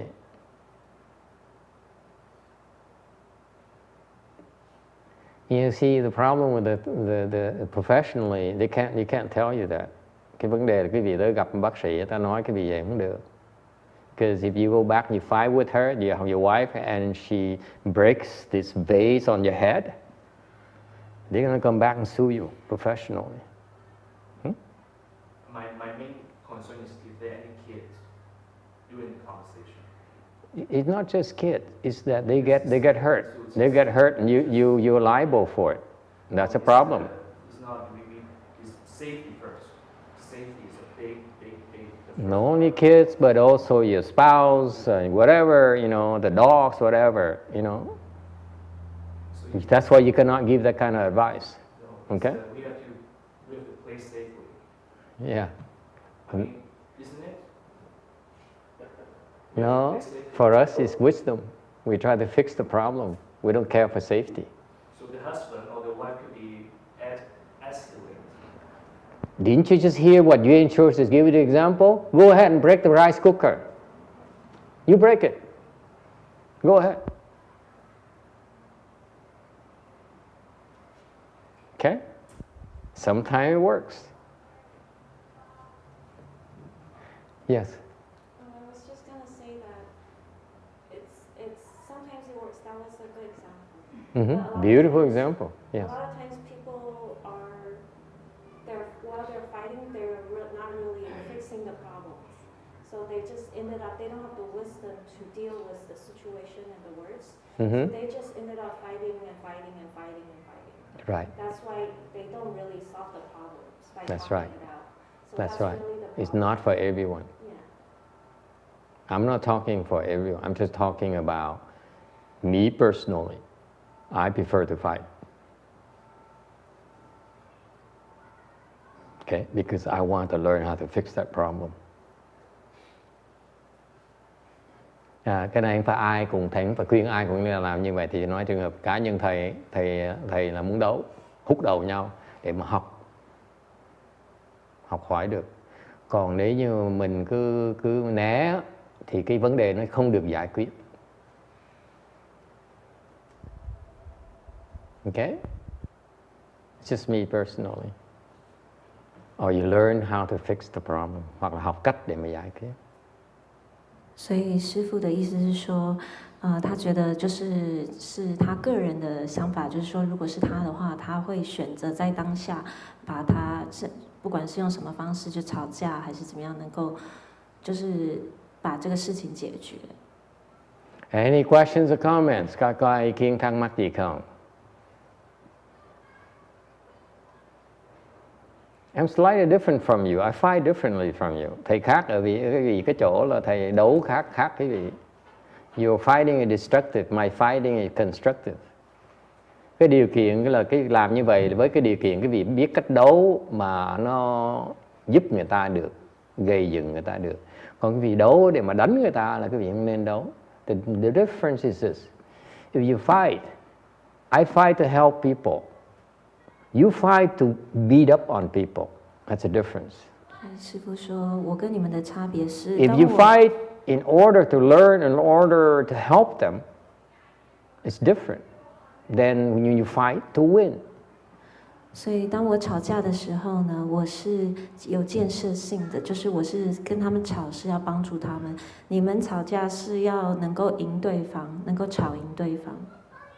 Thầy nói sự khác biệt ở chỗ là lúc mà thầy đấu, tâm thầy đấu là thầy muốn học hỏi và thầy muốn giúp người ta. Còn cái vị đấu là cái vị muốn thắng, cái vị giận cái vị mới đấu.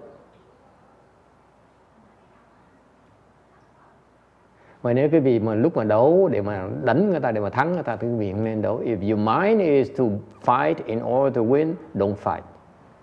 That's the difference. Okay? Let them calm down. Okay? Trường hợp mà quý vị nghĩ là mình tranh chấp á, mà để mình thắng á, thì quý vị không nên tranh chấp, đợi người ta nguội lại. Okay? And go the professional, the safe route. Yes. Yes, sir. Also, there's always people who are not honest about the situation too. So That's we true. can't really confront them. Right. What if the people are dishonest? Có những người ta không muốn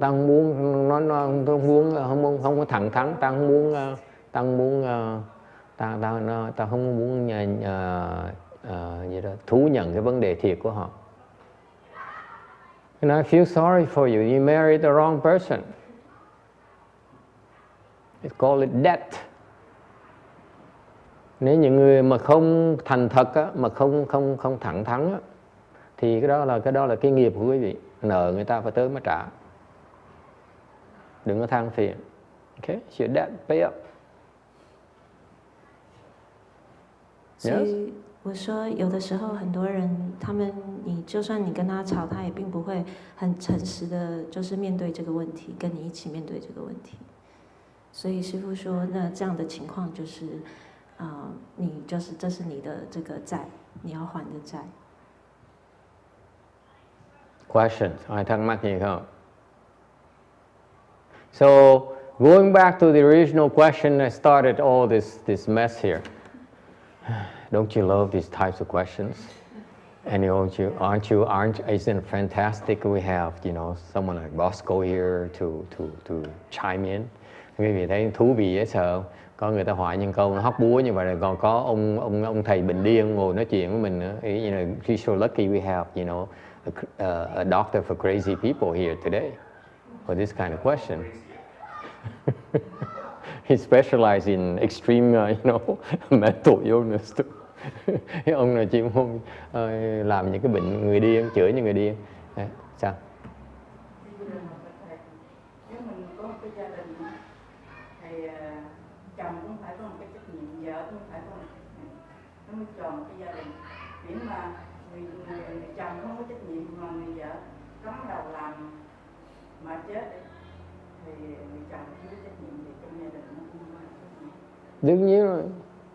She says, what if he's totally unreasonable and is really irresponsible and he doesn't listen?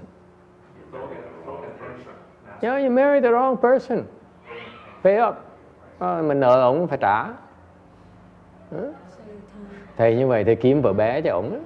Thôi anh lấy con nhỏ khác, con nhỏ này dễ thương, nó đẹp lắm. I would, if I had the opportunity, I would marry him off to a younger woman.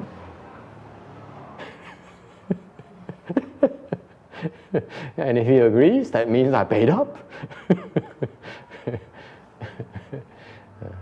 No, you're too weak. Yes. So does that mean it's okay to say, I'm through with you, I'm shaving my head, I'm joining master? What makes you think Master wants you? And it was like a red Ferrari. If you're a loser, why would Master want you? See, even the women don't want you. Why would Master want you? You're unreasonable.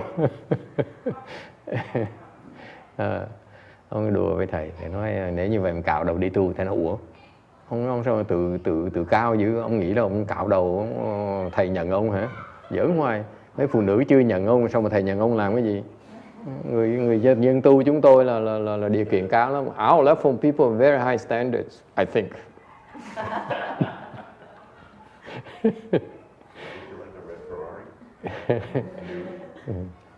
Anyone? Yes, translate. 所以他是问说，如果假设对方就是完全是不讲理，然后很霸道，然后就是要跟你吵，那怎么办？那师父就说，同样的，你也是这是你的债，你就是嫁错人了，接错选错人。 Let me explain to you. Này dặn nghe cho quý vị nghe. Okay, we're beating around the bush. I'm playing with you. Thầy đùa với kỳ over an hour now. No wonder these lectures takes forever. Quý vị thấy mình giảng hoài, muốn giảng đi tới đâu vậy? We are not making any progress at all. Mình không, and text is getting impatient.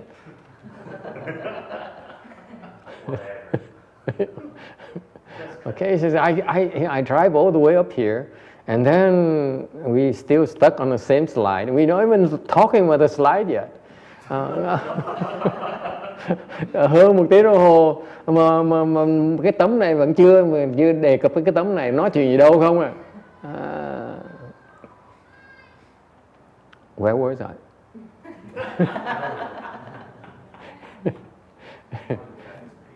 What? You don't know how to practice patience. Quý vị đâu có hiểu mà bác nhận. Okay, here's the thing. If he's so wrong, quý vị nghĩ lại cho coi.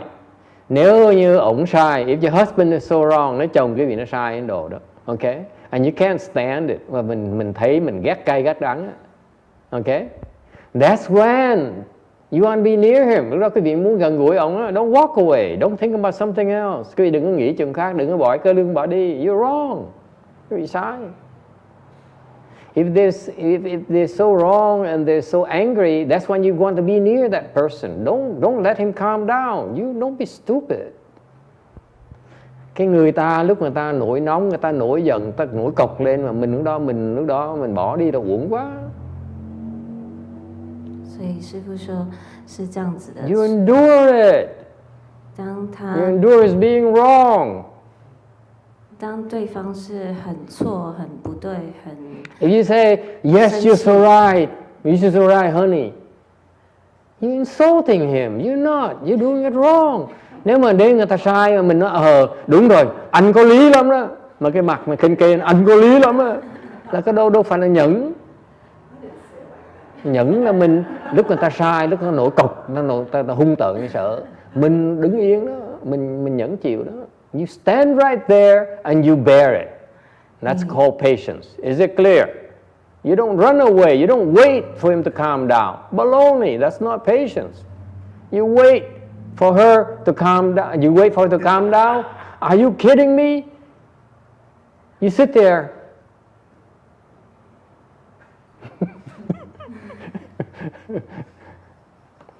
It's not called patience paramita unless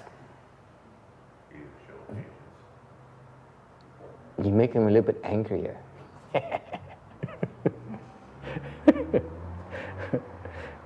Quý vị mà hiểu cái pháp nhẫn ba la mật là cái vị lúc mà quý vị hiểu pháp rồi á, khi mà ta giận nó như vậy mình làm giận thêm tí nữa để mình nhẫn thêm tí nữa. You see, you make them get worse so that you become even more patient. You missed last week's lecture entirely. The point of last week's lecture is that, you know, What, you piss them off more? That's not patient. never mind. Okay, it's not for everyone. 所以师父说，就是当他在生气的时候，你不是要离开，你才是要在那边面对他，才在那边忍辱。 Cô Quảng ơi. Thì được ngày xưa thì nhẫn tới một ngày nào ông đi trước hoặc là bà đi trước là chấm dứt thì nhẫn. Thời buổi bây giờ nó hơi nhẫn rồi thầy, nhẫn một, nhẫn hai cái lên tòa rồi dứt, chứ không có nhẫn tới kết luận rồi thầy. Để hỏi con á, để hỏi con á. Mô Phật thầy, theo con nghĩ như vậy không tốt thầy. Không tốt. Vua Chin Sang says, Master, don't go there, you are wrong. Cô Thanh Hương rất là quan tâm với thầy, nó thầy dạy sai, thầy đừng có đi tới đó, nguy hiểm lắm thầy. Cô nói bữa nào tới nó đốt chùa thầy á. Thời buổi này tốt nhất là tốt sống với nhau, thông cảm với nhau, sống với nhau thì hòa thuận với nhau, còn mà không chịu sống với nhau mà không hợp tác với nhau thì được ai nấy đi thôi, không ai khổ với ai, tốt nhất. Cái đó thì các con suy nghĩ là đúng gì đâu. She says get divorced. Thầy kể ở Mỹ đó thì mấy đàn ông cũng rất là đàng hoàng, cũng về cũng hợp tác với vợ lắm, thành ra nhưng mà con thấy mấy người kẻ tôi nó không được lắm. Chồng làm vợ làm thì hòa thuận với nhau, không có chuyện xảy ra. Tại hồi xưa ở Việt Nam lúc nào ta đã đãi chàng khôn, ta là đãi chàng khôn, cái gì cũng trên cơ không là đàn bà ta làm gì ta bực bội. Đúng rồi. Chịu không có nổi. Chịu không nổi. Phải đánh động, phải gây lộn. Mà sao cô chịu được hay vậy? Sao cô chịu được? Cô làm y chắc với cô Sarah, cô nói mình làm lơ thôi chứ gì. Thì con người mình có biết một tới phương một người đóng, mình phải nguội, mình phải né mình đi. She says, in her generation, the man is always right. Therefore, she would walk away, sneak away, and not butt heads. Okay, đừng hút đầu với ông ha, đừng đấu với ông á, mình nhường tí, không? Cái thế hệ cái gì là phải nhường người ta, đúng không? Nó say their generation is supposed to yield to the men of the house. Họ không chịu, họ lên chân lắm. Phải giết thời gian đó, phải cải tạo họ mới được.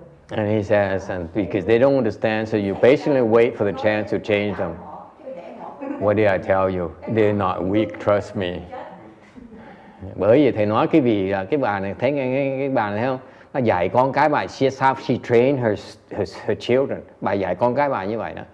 Là mình kiên nhẫn, mình nhường người ta để mình đợi, để mình cơ hội để mình cải tạo người ta, giống như chiêu hồi vậy đó. Ok? Làm sao gọi họ là phái yếu được nữa? Phải hung tợn, phải thấy yếu. Ngồi đầu người ta không, đòi đổi người ta không. Phải không Quang Ngân? Ông sai tôi đổi ông.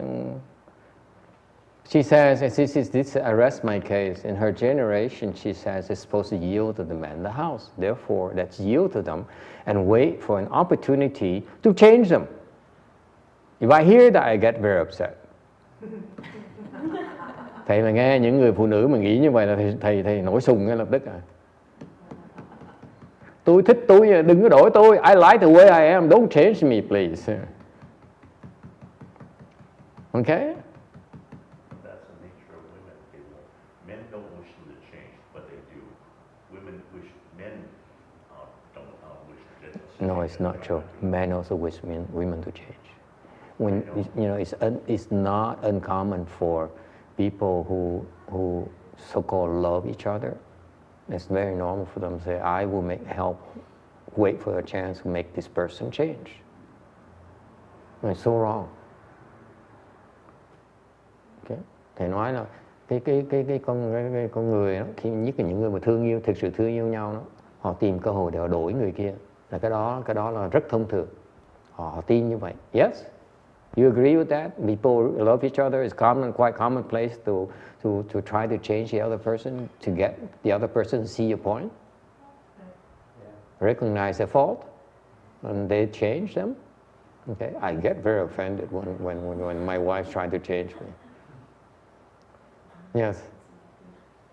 Mô Phật, thầy theo ý thầy là nói phụ nữ lúc nào cũng phải dường người đàn ông, phải không? Why is it wrong? He says, do I advocate the women must yield to the men? Of course, đương nhiên rồi. He says it's wrong, Master. She says he disagrees with me. Nói thầy cái cô thân hương, cô nói là cái thân hương, remember this name, Jin Xiang. Bên Vạn Vật Thành đó, this is probably what they learned from the DRBA. Chắc Vạn Vật Thành họ dạy như vậy, thành họ thân cái dòng thân của họ nó như vậy. Là phải nhường, anyway, I'm losing my cool. Yes, right. Patience.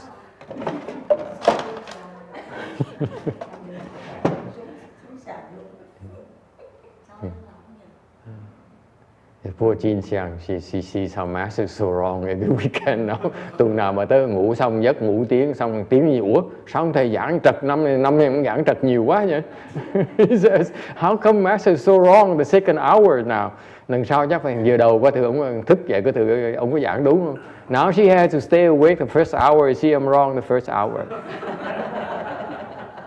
Thấy chữ xéo hay không? You see how good I am at smearing people? Đồng ý không cô Thân Hương? Bây giờ chắc phải thức giờ đầu tiên rồi chứ còn sao mà ngủ được nữa. Yes. I think my point is to negotiate as always, but how to do it, my proposal is to calm down. Calm down and then negotiate. You can negotiate when they're hot-headed too. When they're hot-headed, you're negotiating to solve a different problem. That's my whole point. If they calm down, it's an entirely different problem. It's not the same person anymore. I don't want to see that person who's hot-headed. I work with that person. I don't want to calm down. A person who's cool-headed, it's no challenge. Người ta lúc người ta nổi nóng, mình tìm cách mà giải quyết đó, là cái mình mới lâu dài được. Còn khi mình đợi nó ta nguội xuống là cái vấn đề nó chưa bao giờ không được giải quyết. Sợ gì?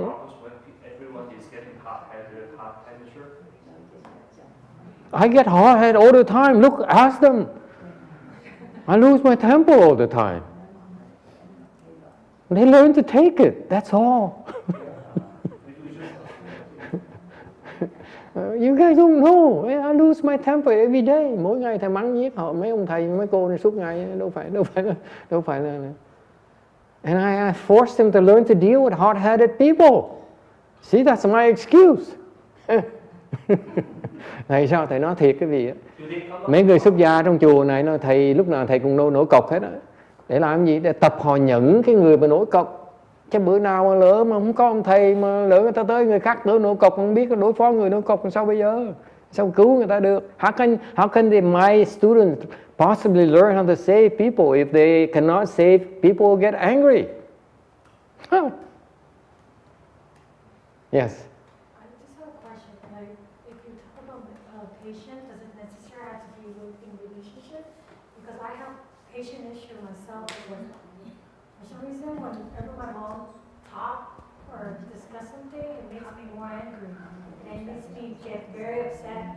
Yeah. And I tend to yell at her. Yeah. Later, I regret it. I cry. Yeah. Yeah. You're not the only one. It's not only your mom, also people have the same exact problem with the dads, especially the son with the dads, the daughters with the moms. It's very commonplace. Okay. Cô này cô nói là cô nhiều khi cãi lộn với mẹ, mà cãi lộn xong cô cãi lộn xong á thì mới hối hận. Thì nói rồi khóc. Thì nói chuyện cô rất thông thường, không phải riêng của cô đâu mà biết bao nhiêu gia đình người ta như vậy. Con gái cãi lộn với mẹ, con trai cãi lộn với cha. Yes, Tony, you would like to add something? No? Yeah. Let's play it safe, like Bosco says. Lynn, sao? Have any problem? How about you, Alan? Alan's have a good time today. Cái ông Alan, ông cười rung đuôi, ông cười cà cả ngày. Okay, this is so much fun, huh? Welcome to the world of marriage. Yes? Patience is not to walk away and think of something else. Nhẫn không phải là quý vị tránh nó mà nghĩ chuyện khác. Nhẫn là mình khổ sở nhưng vẫn chịu đựng như thường. You endure it. Đừng quay bỏ đi. Don't walk away. Don't wait for the person to calm down. Đừng đợi người ta ngồi xuống. Okay. You endure it.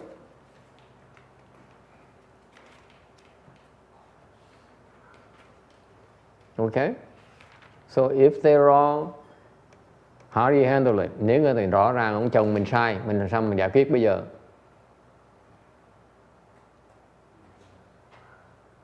I don't know. Sometimes you beat them up, sometimes you smile, sometimes you walk away.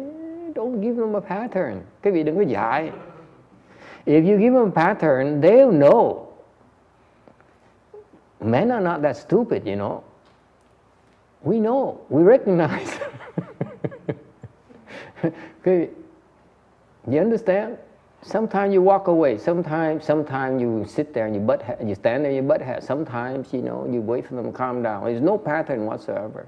But the point here is that you are willing to face that hot-headed person head on. Learn how to deal with that person because you're dealing with a true person right there. What the person can be. Okay? Và vấn đề là quý vị mà mình nhường người ta cũng được, ok? Không nhường cũng được. Nhiều khi đấu cũng được nữa, đâu có sao đó. Mình thử hết. Quý vị sợ cái gì? Cùng nó là bể vài cái lò điện nấu cơm thôi thì ổng mua cái khác nó sợ gì? You said mix it up. So when you beat them up, when you butt heads, how does that show any patience? I'm patiently learning how to deal with you. You call patience? Because I haven't figured it out yet. I'm patiently figuring out how to deal with you.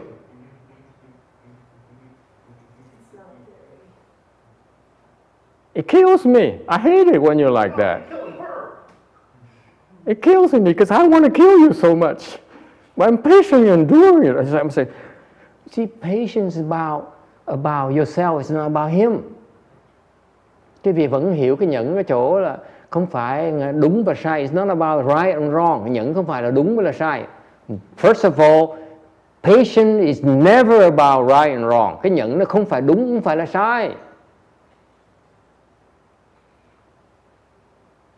Okay? Patience is about you. Cái nhẫn là về quý vị.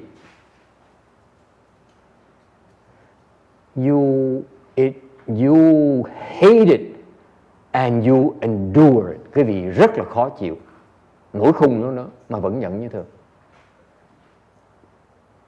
You know you want to kill him. You want to pull out a gun and okay, you want to take out a knife and okay. Mình muốn trừng trị người ta mà mình vẫn nhẫn như thường. Mới gọi là nhẫn. Mình không làm. You really mình rõ ràng mình giận dễ sợ. Mình nổi khùng ở nơi rồi vẫn đứng đó như thường.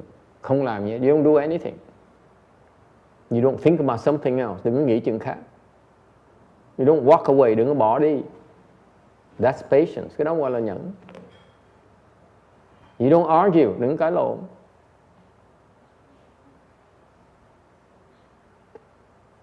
It's about you again. The reason you don't understand it, cái nên thầy giảng cái gì nghe thầy biết quý vị không hiểu được, tại vì cái tóc quý vị, cái óc quý vị là chuyên môn là đòi tìm cái đúng với cái sai. The reason I know you don't get patience paramita, thì quý vị thấy cái pháp nhận nó khó như vậy. That's why it's so difficult for you to understand. It's not that simple.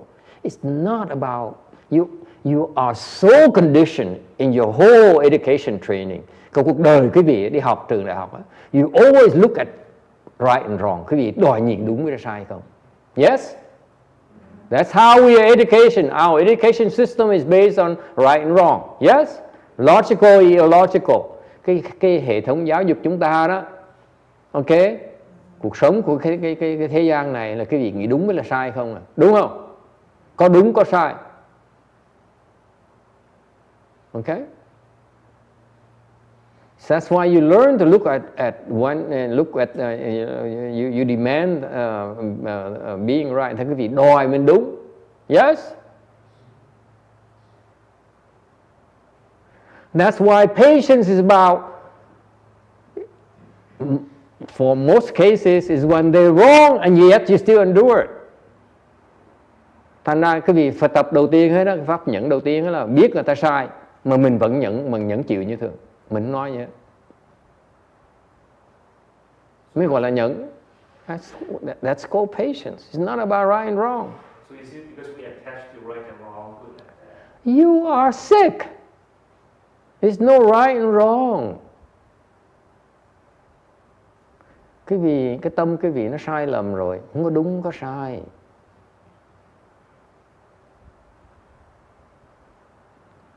If you look at all the Nagarjuna teaching, ví dụ tất cả những lời dạy của Ngài Long Thọ Bồ Tát, tất cả những lời dạy của Thánh Nhân, if you look at all the teaching of the sages, okay, they don't say that you must be right. Có ai dạy cái vị là cái vị phải đúng đâu. They always teach about yield. Dạy những lời dạy cái này toàn là nhường người ta, nhường người ta, right? Nhẫn chịu, you yield, you endure it. Yes? It's never about you are right and he's wrong. And you never about change that person. Không ai nói là mình đúng, người ta sai, mình phải đổi người ta. That's what kills me when people try to change me. Thành cứ nói mấy người cứ đòi đổi ông thầy nào hồi. Ông thầy nào sao mà đổi được? Trễ quá rồi, I'm too old to change now.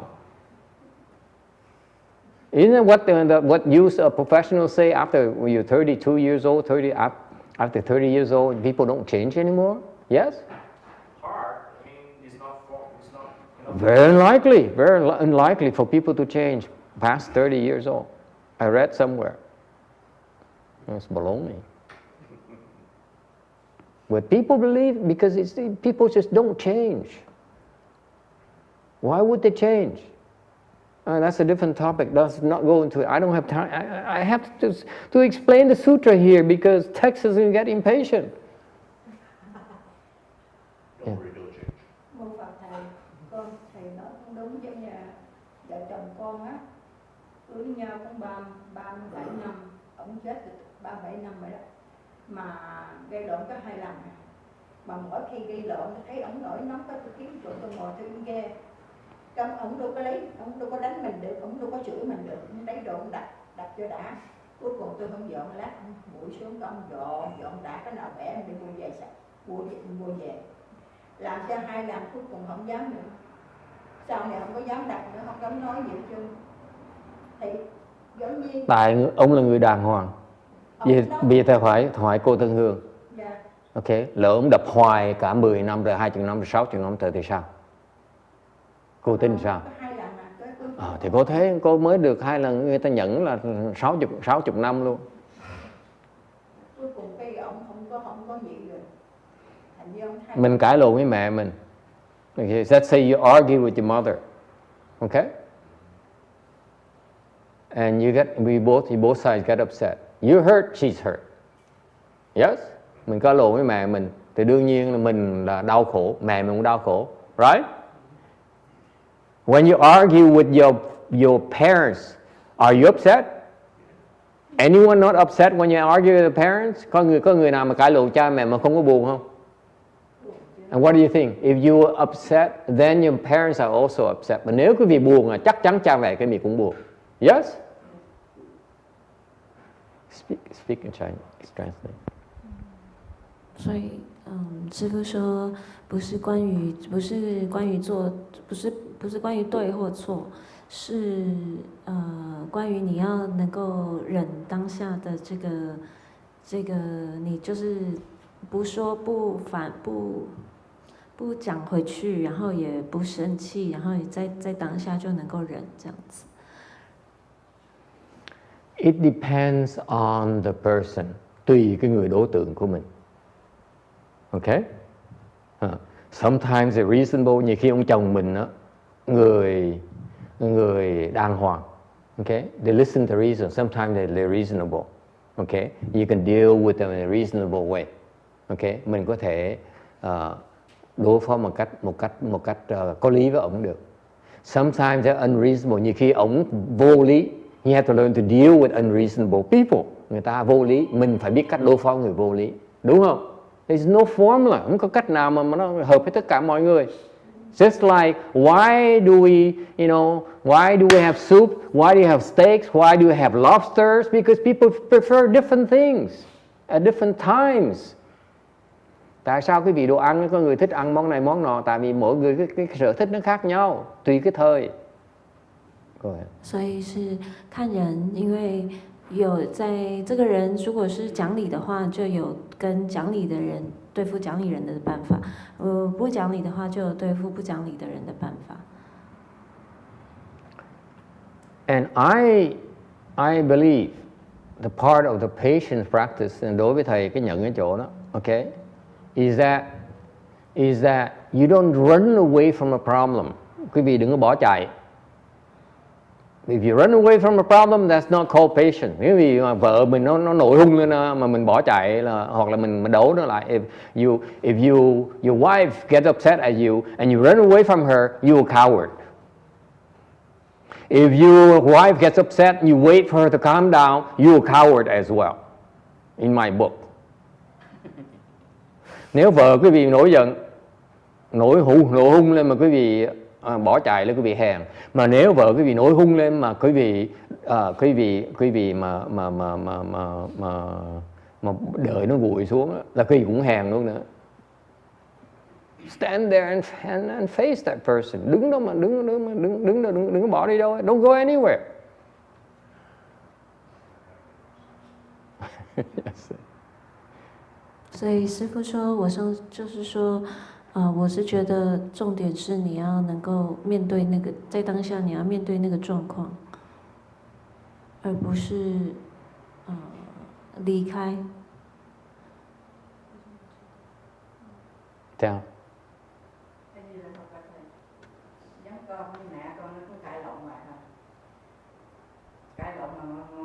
đấu tới thắng thì thôi chứ không có bại. Xong anh em mọi người không cãi, nó nói cái gì ok cãi rồi nó khúc. Cha mẹ mình cãi đó thì cái gì cha mẹ mình thương con mà chắc không có ấy, mà mình cãi với anh em đó, không bao giờ dính liền nữa. Con cãi là con đòi đúng, đừng có đòi đúng. You see, people argue because they want to prove they're right. And when you want to prove you're right, you're so wrong already. Stop it. Cái vì mà cái tâm cái vị mà đòi chứng minh là mình đúng, người ta sai là cái vị đi lạc đường rồi. There's no solution. There's no right way. It's just the things you don't do. Cái pháp này là cái vị tránh làm những chuyện sai lầm, chứ không phải làm chuyện đúng. Không nên đấu, không nên bỏ chạy. Okay? It's about don't. It's not the do's. Đừng có đòi đúng. Don't ask to be right. Don't plan to change them. Quý vị đừng có đòi đổi người ta là mình đúng. You see the problem again? You try to change a person, you're right and they're wrong again. You see, you're so sick. All of you, including the professionals. I'm going to wait until you calm down because I know then I can talk some sense into you. Oh, that upsets me. Go ahead and translate. 所以师父说，重点不是关于对与错，所以你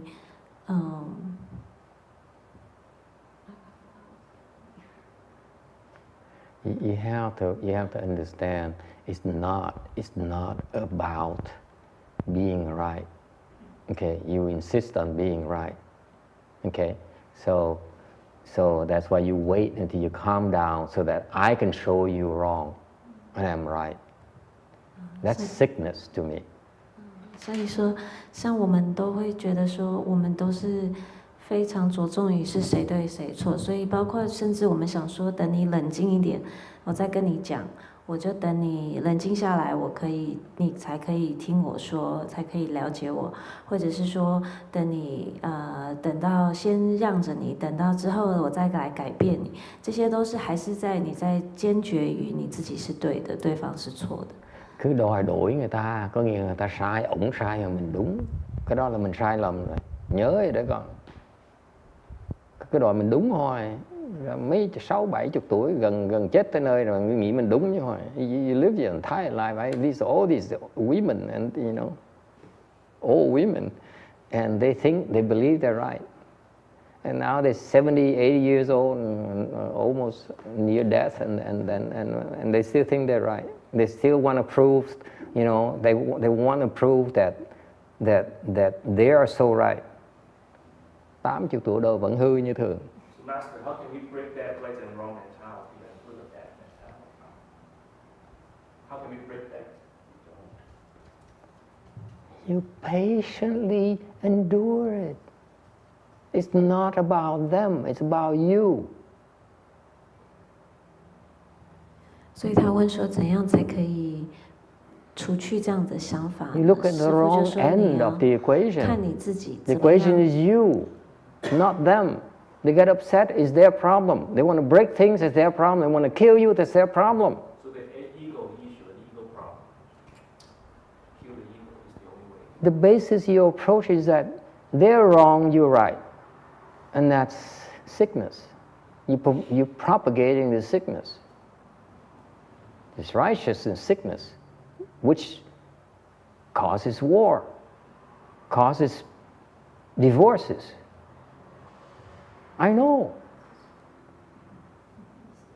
I'm so right. It's sick. It's a sickness.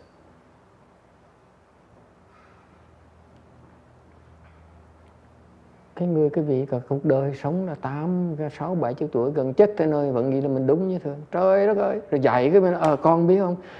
Cái tuổi đàn ông nó như vậy đó, tuổi đàn bà nó như vậy đó. Nó sai hết rồi. Mẹ thì dạy con gái là con biết không? Thứ đàn ông hả? Thì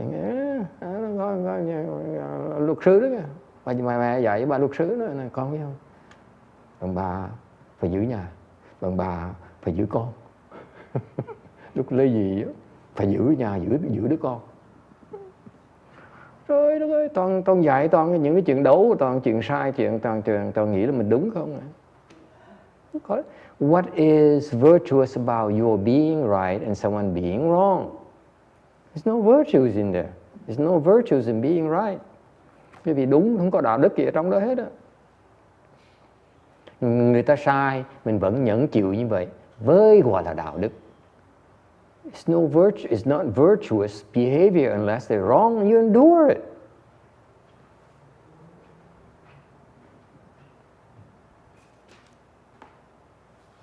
You dismiss them as wrong, therefore you ignore them. Cái vị nghĩ người ta sai, cái vị khinh thường người ta. It's insulting when you're like that. 所以说这个觉得你是这个分辨对与错，就是坚决这个对与错的这个概念呢，是一个其实是我们大家都有的问题。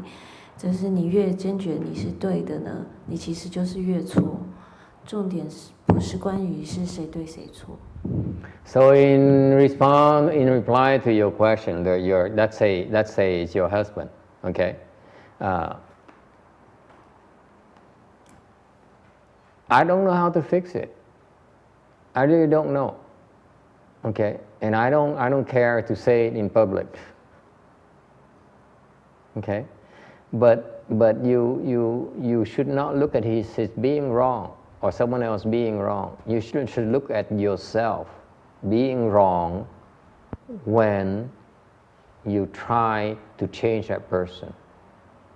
When you try to run away from the problem, you're wrong. You look at that only. You learn to stand there and face the problem, okay? And you may not be able to fix it. We're not talking about fixing a problem. We're talking about the practice of patience. You patiently endure it and learn from that. That's what this is about. Again, there may not be a solution this lifetime. Is that clear? But you don't run away from it. You face it. You endure more of discomfort, more of the loathing. Okay? That's what's called patience.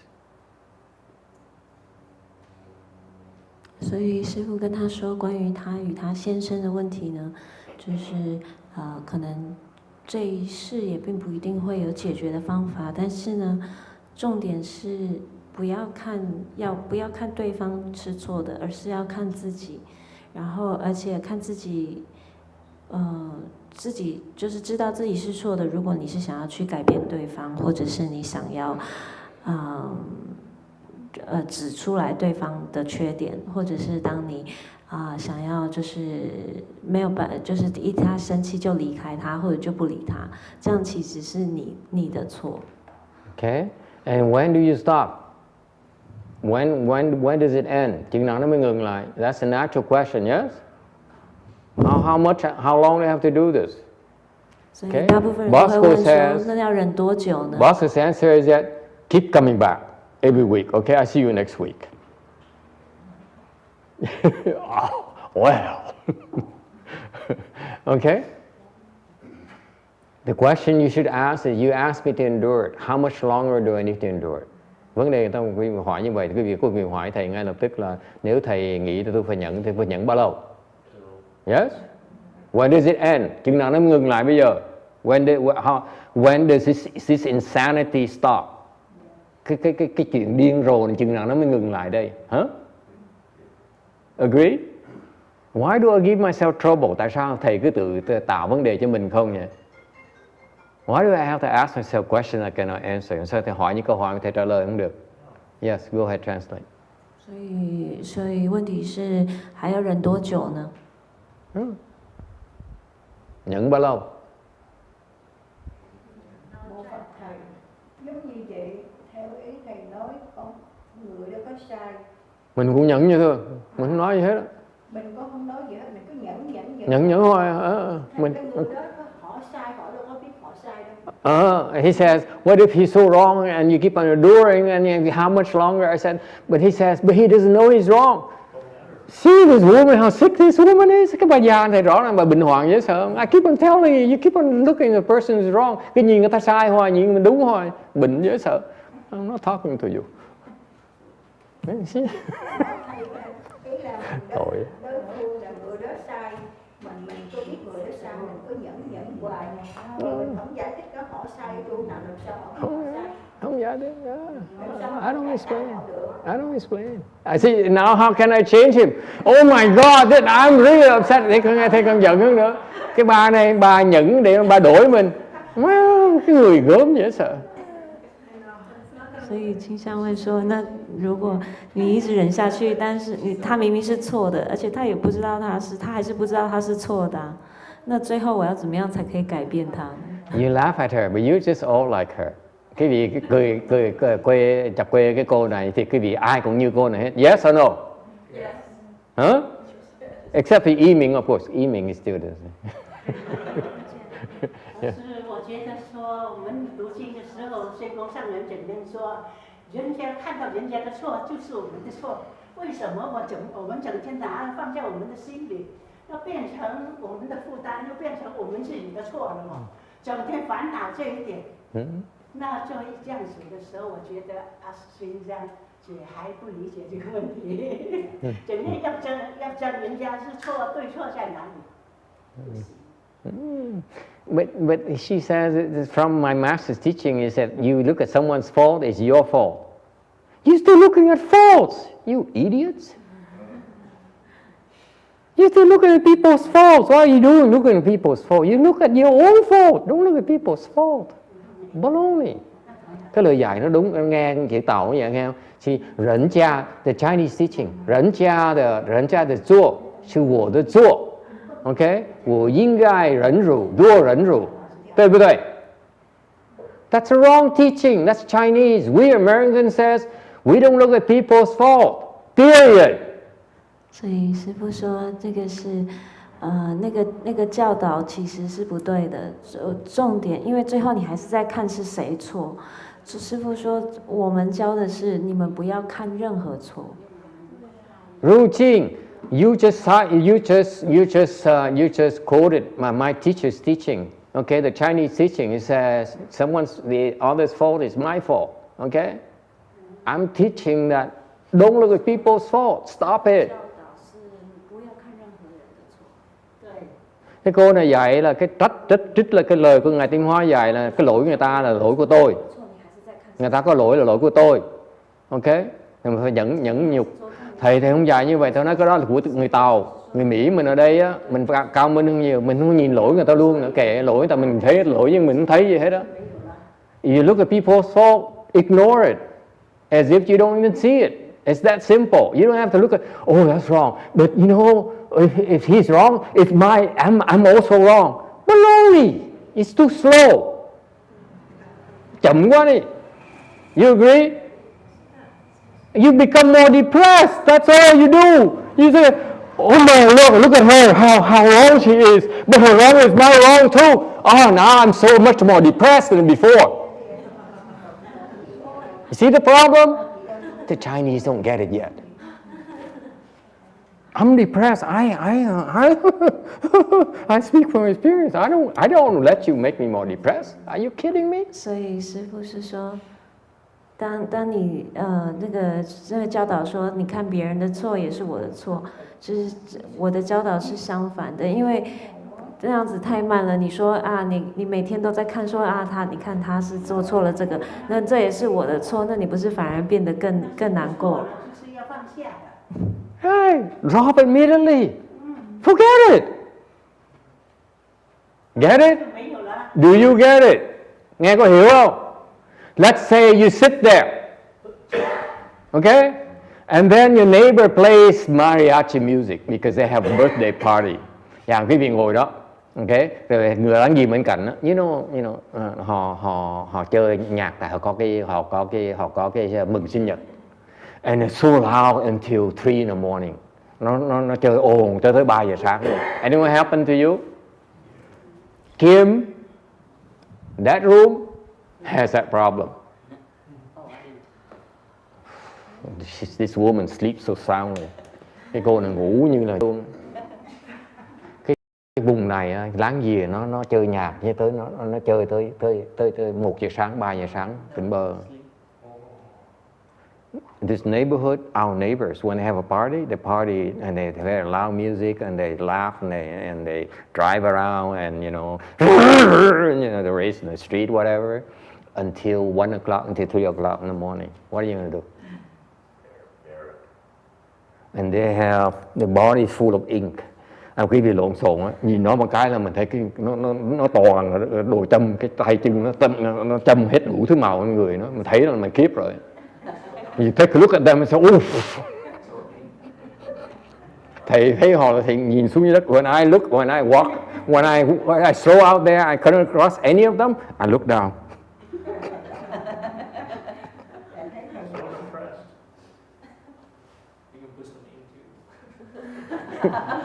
Problem is I don't have the same kind of real estate.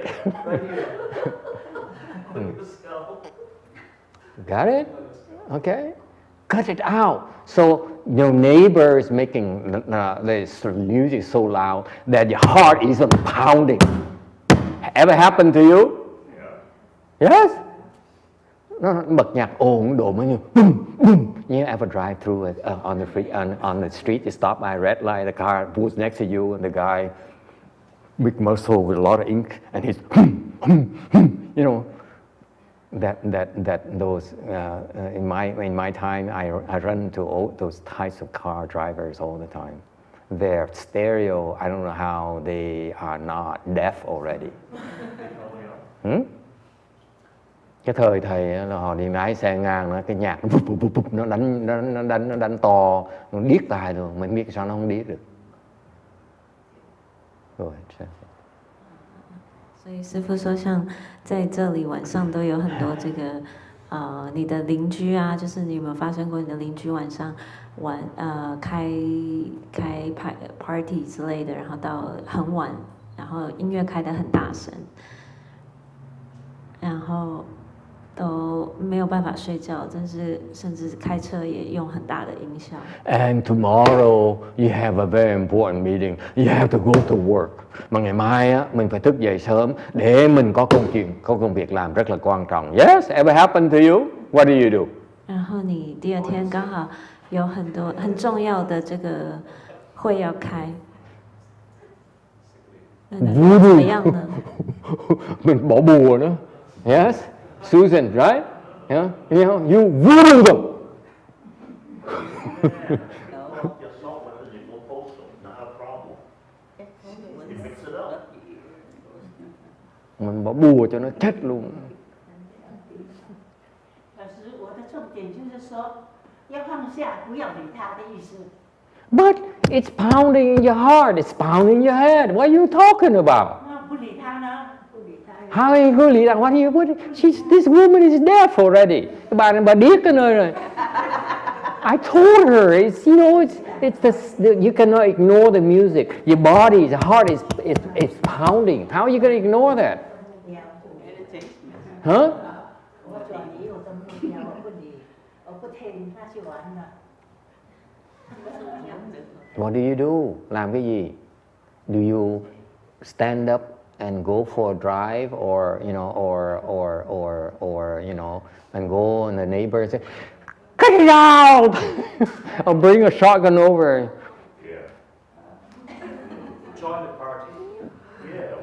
Yeah. Or call ISIS recruitment office? ISIS. They're in Syria. They don't wait. Hả? Hả? Cái vị làm cái gì?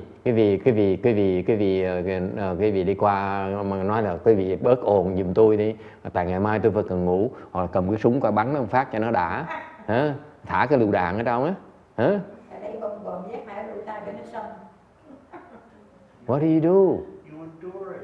You endure it. You don't go anywhere. You sit there and you say, mình làm cái gì? Mình ngồi đó mình nhận. You don't go anywhere. Ngồi yên đó. Okay? Your wife yells at you. Vợ nó mắng mình đó. I'm gonna divorce you. You are no good man. I married the wrong guy. And you go, Okay? thank you. Okay? You should be ashamed of yourself. I married you. How dare you talk to me like that? Sorry, but we'll be divorced soon. Huh? You don't do anything.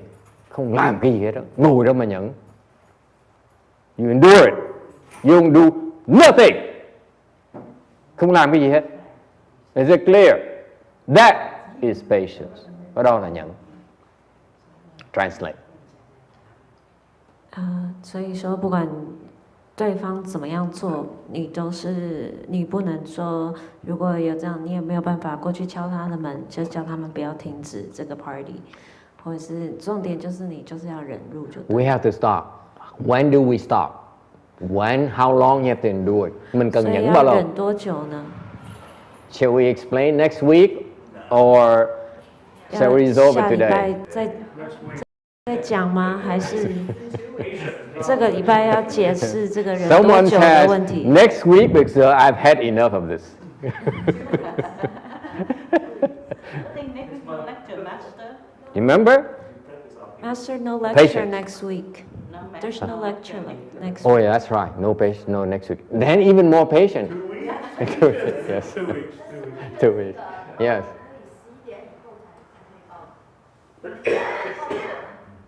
11点以后可以报警，所以1点到11点以后就可以。 For the The party, answer- until after 11 o'clock, then you can call the police. Call the police. Yeah, I know. The answer is that you endure it until they hurt themselves, then you have to stop.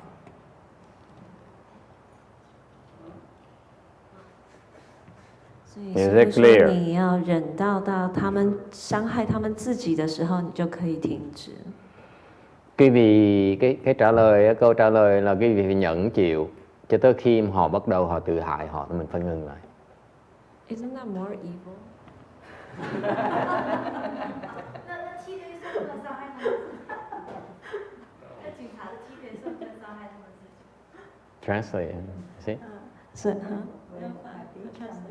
Translate. 师父说要忍 You 到他们 stop. 伤害他自 You 己。 stop it when they begin to hurt themselves. You stop. 当他开始伤害他自己的时候，就停。 Cut it out.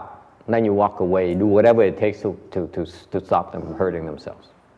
Khi mà họ bắt đầu tự hại họ rồi, mình phải ngừng lại. Mình phải kiếm tất cả mọi cách để mà giúp họ không tự hại được. Is it clear? That's the only time you stop. Otherwise, suck it up. No. How do you know you're not interfering or meddling with their karma? They're supposed to get hurt. And now It doesn't matter. All you're doing is that you control your end of it. If you see, you believe they're getting hurting themselves, I'm not saying you're right either. You see, your mind says always right and wrong. When you believe that they're beginning to hurt themselves, you stop. That's it. That's all you know. And you may be wrong. Maybe they're just faking it, or maybe it's too late now. It doesn't matter. When you realize they're hurting themselves, you stop. Cut it out.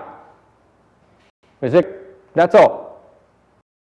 That's the rules of engagement.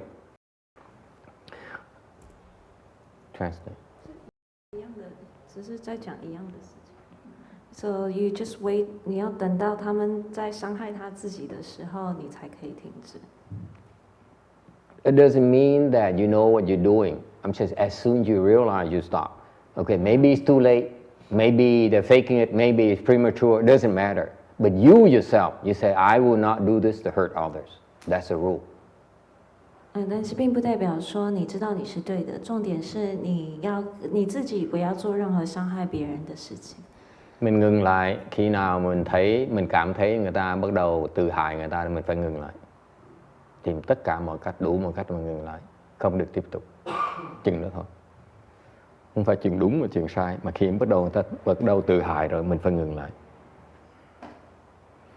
And sometimes you have to walk away, ngừng lại. How does it mean stopping? Sometimes you walk away, nhiều khi mình bỏ đi. 所以停止，比如说你必须要离开。 Okay. Sometimes you hit them, nhiều khi tát nó một cái. 你必须要，或者是打他们。 See, some people have this smile on their face already. Mấy người đàn ông khói dễ sợ lắm. Tát tay nó một cái. Okay. Okay. Sometimes they call the police, nhiều khi gọi cảnh sát. 有时候你就是必须要报警。 Whatever it takes to stop them, bất cứ cái gì mà cần thiết để làm để cản họ lại. So far so good. We're talking safety now, my friend. Okay?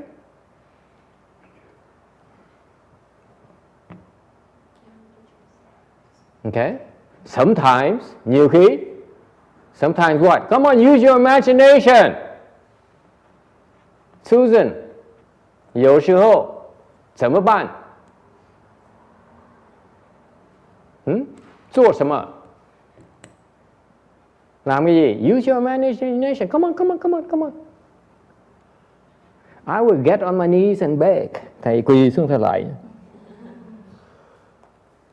Whatever it takes to stop them. You hear me? Is that clear? Whatever it takes to stop them. Làm bất cứ gì, quỳ xuống lại nó. Xin lỗi, whatever. It doesn't matter.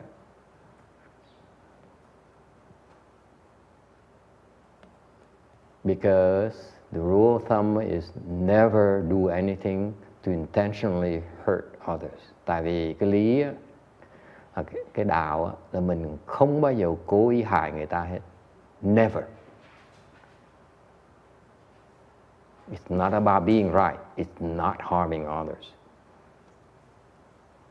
所以师父说，不管你做什么事情，不用任何的方法，就是要能够使他们停止。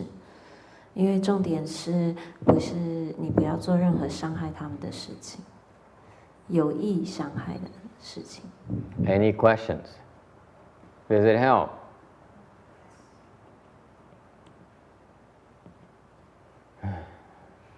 You think you understand patience in 2 hours? Tôi nghĩ quý vị có thể hiểu được cái pháp nhẫn nội trong 2 tiếng đồng hồ hả?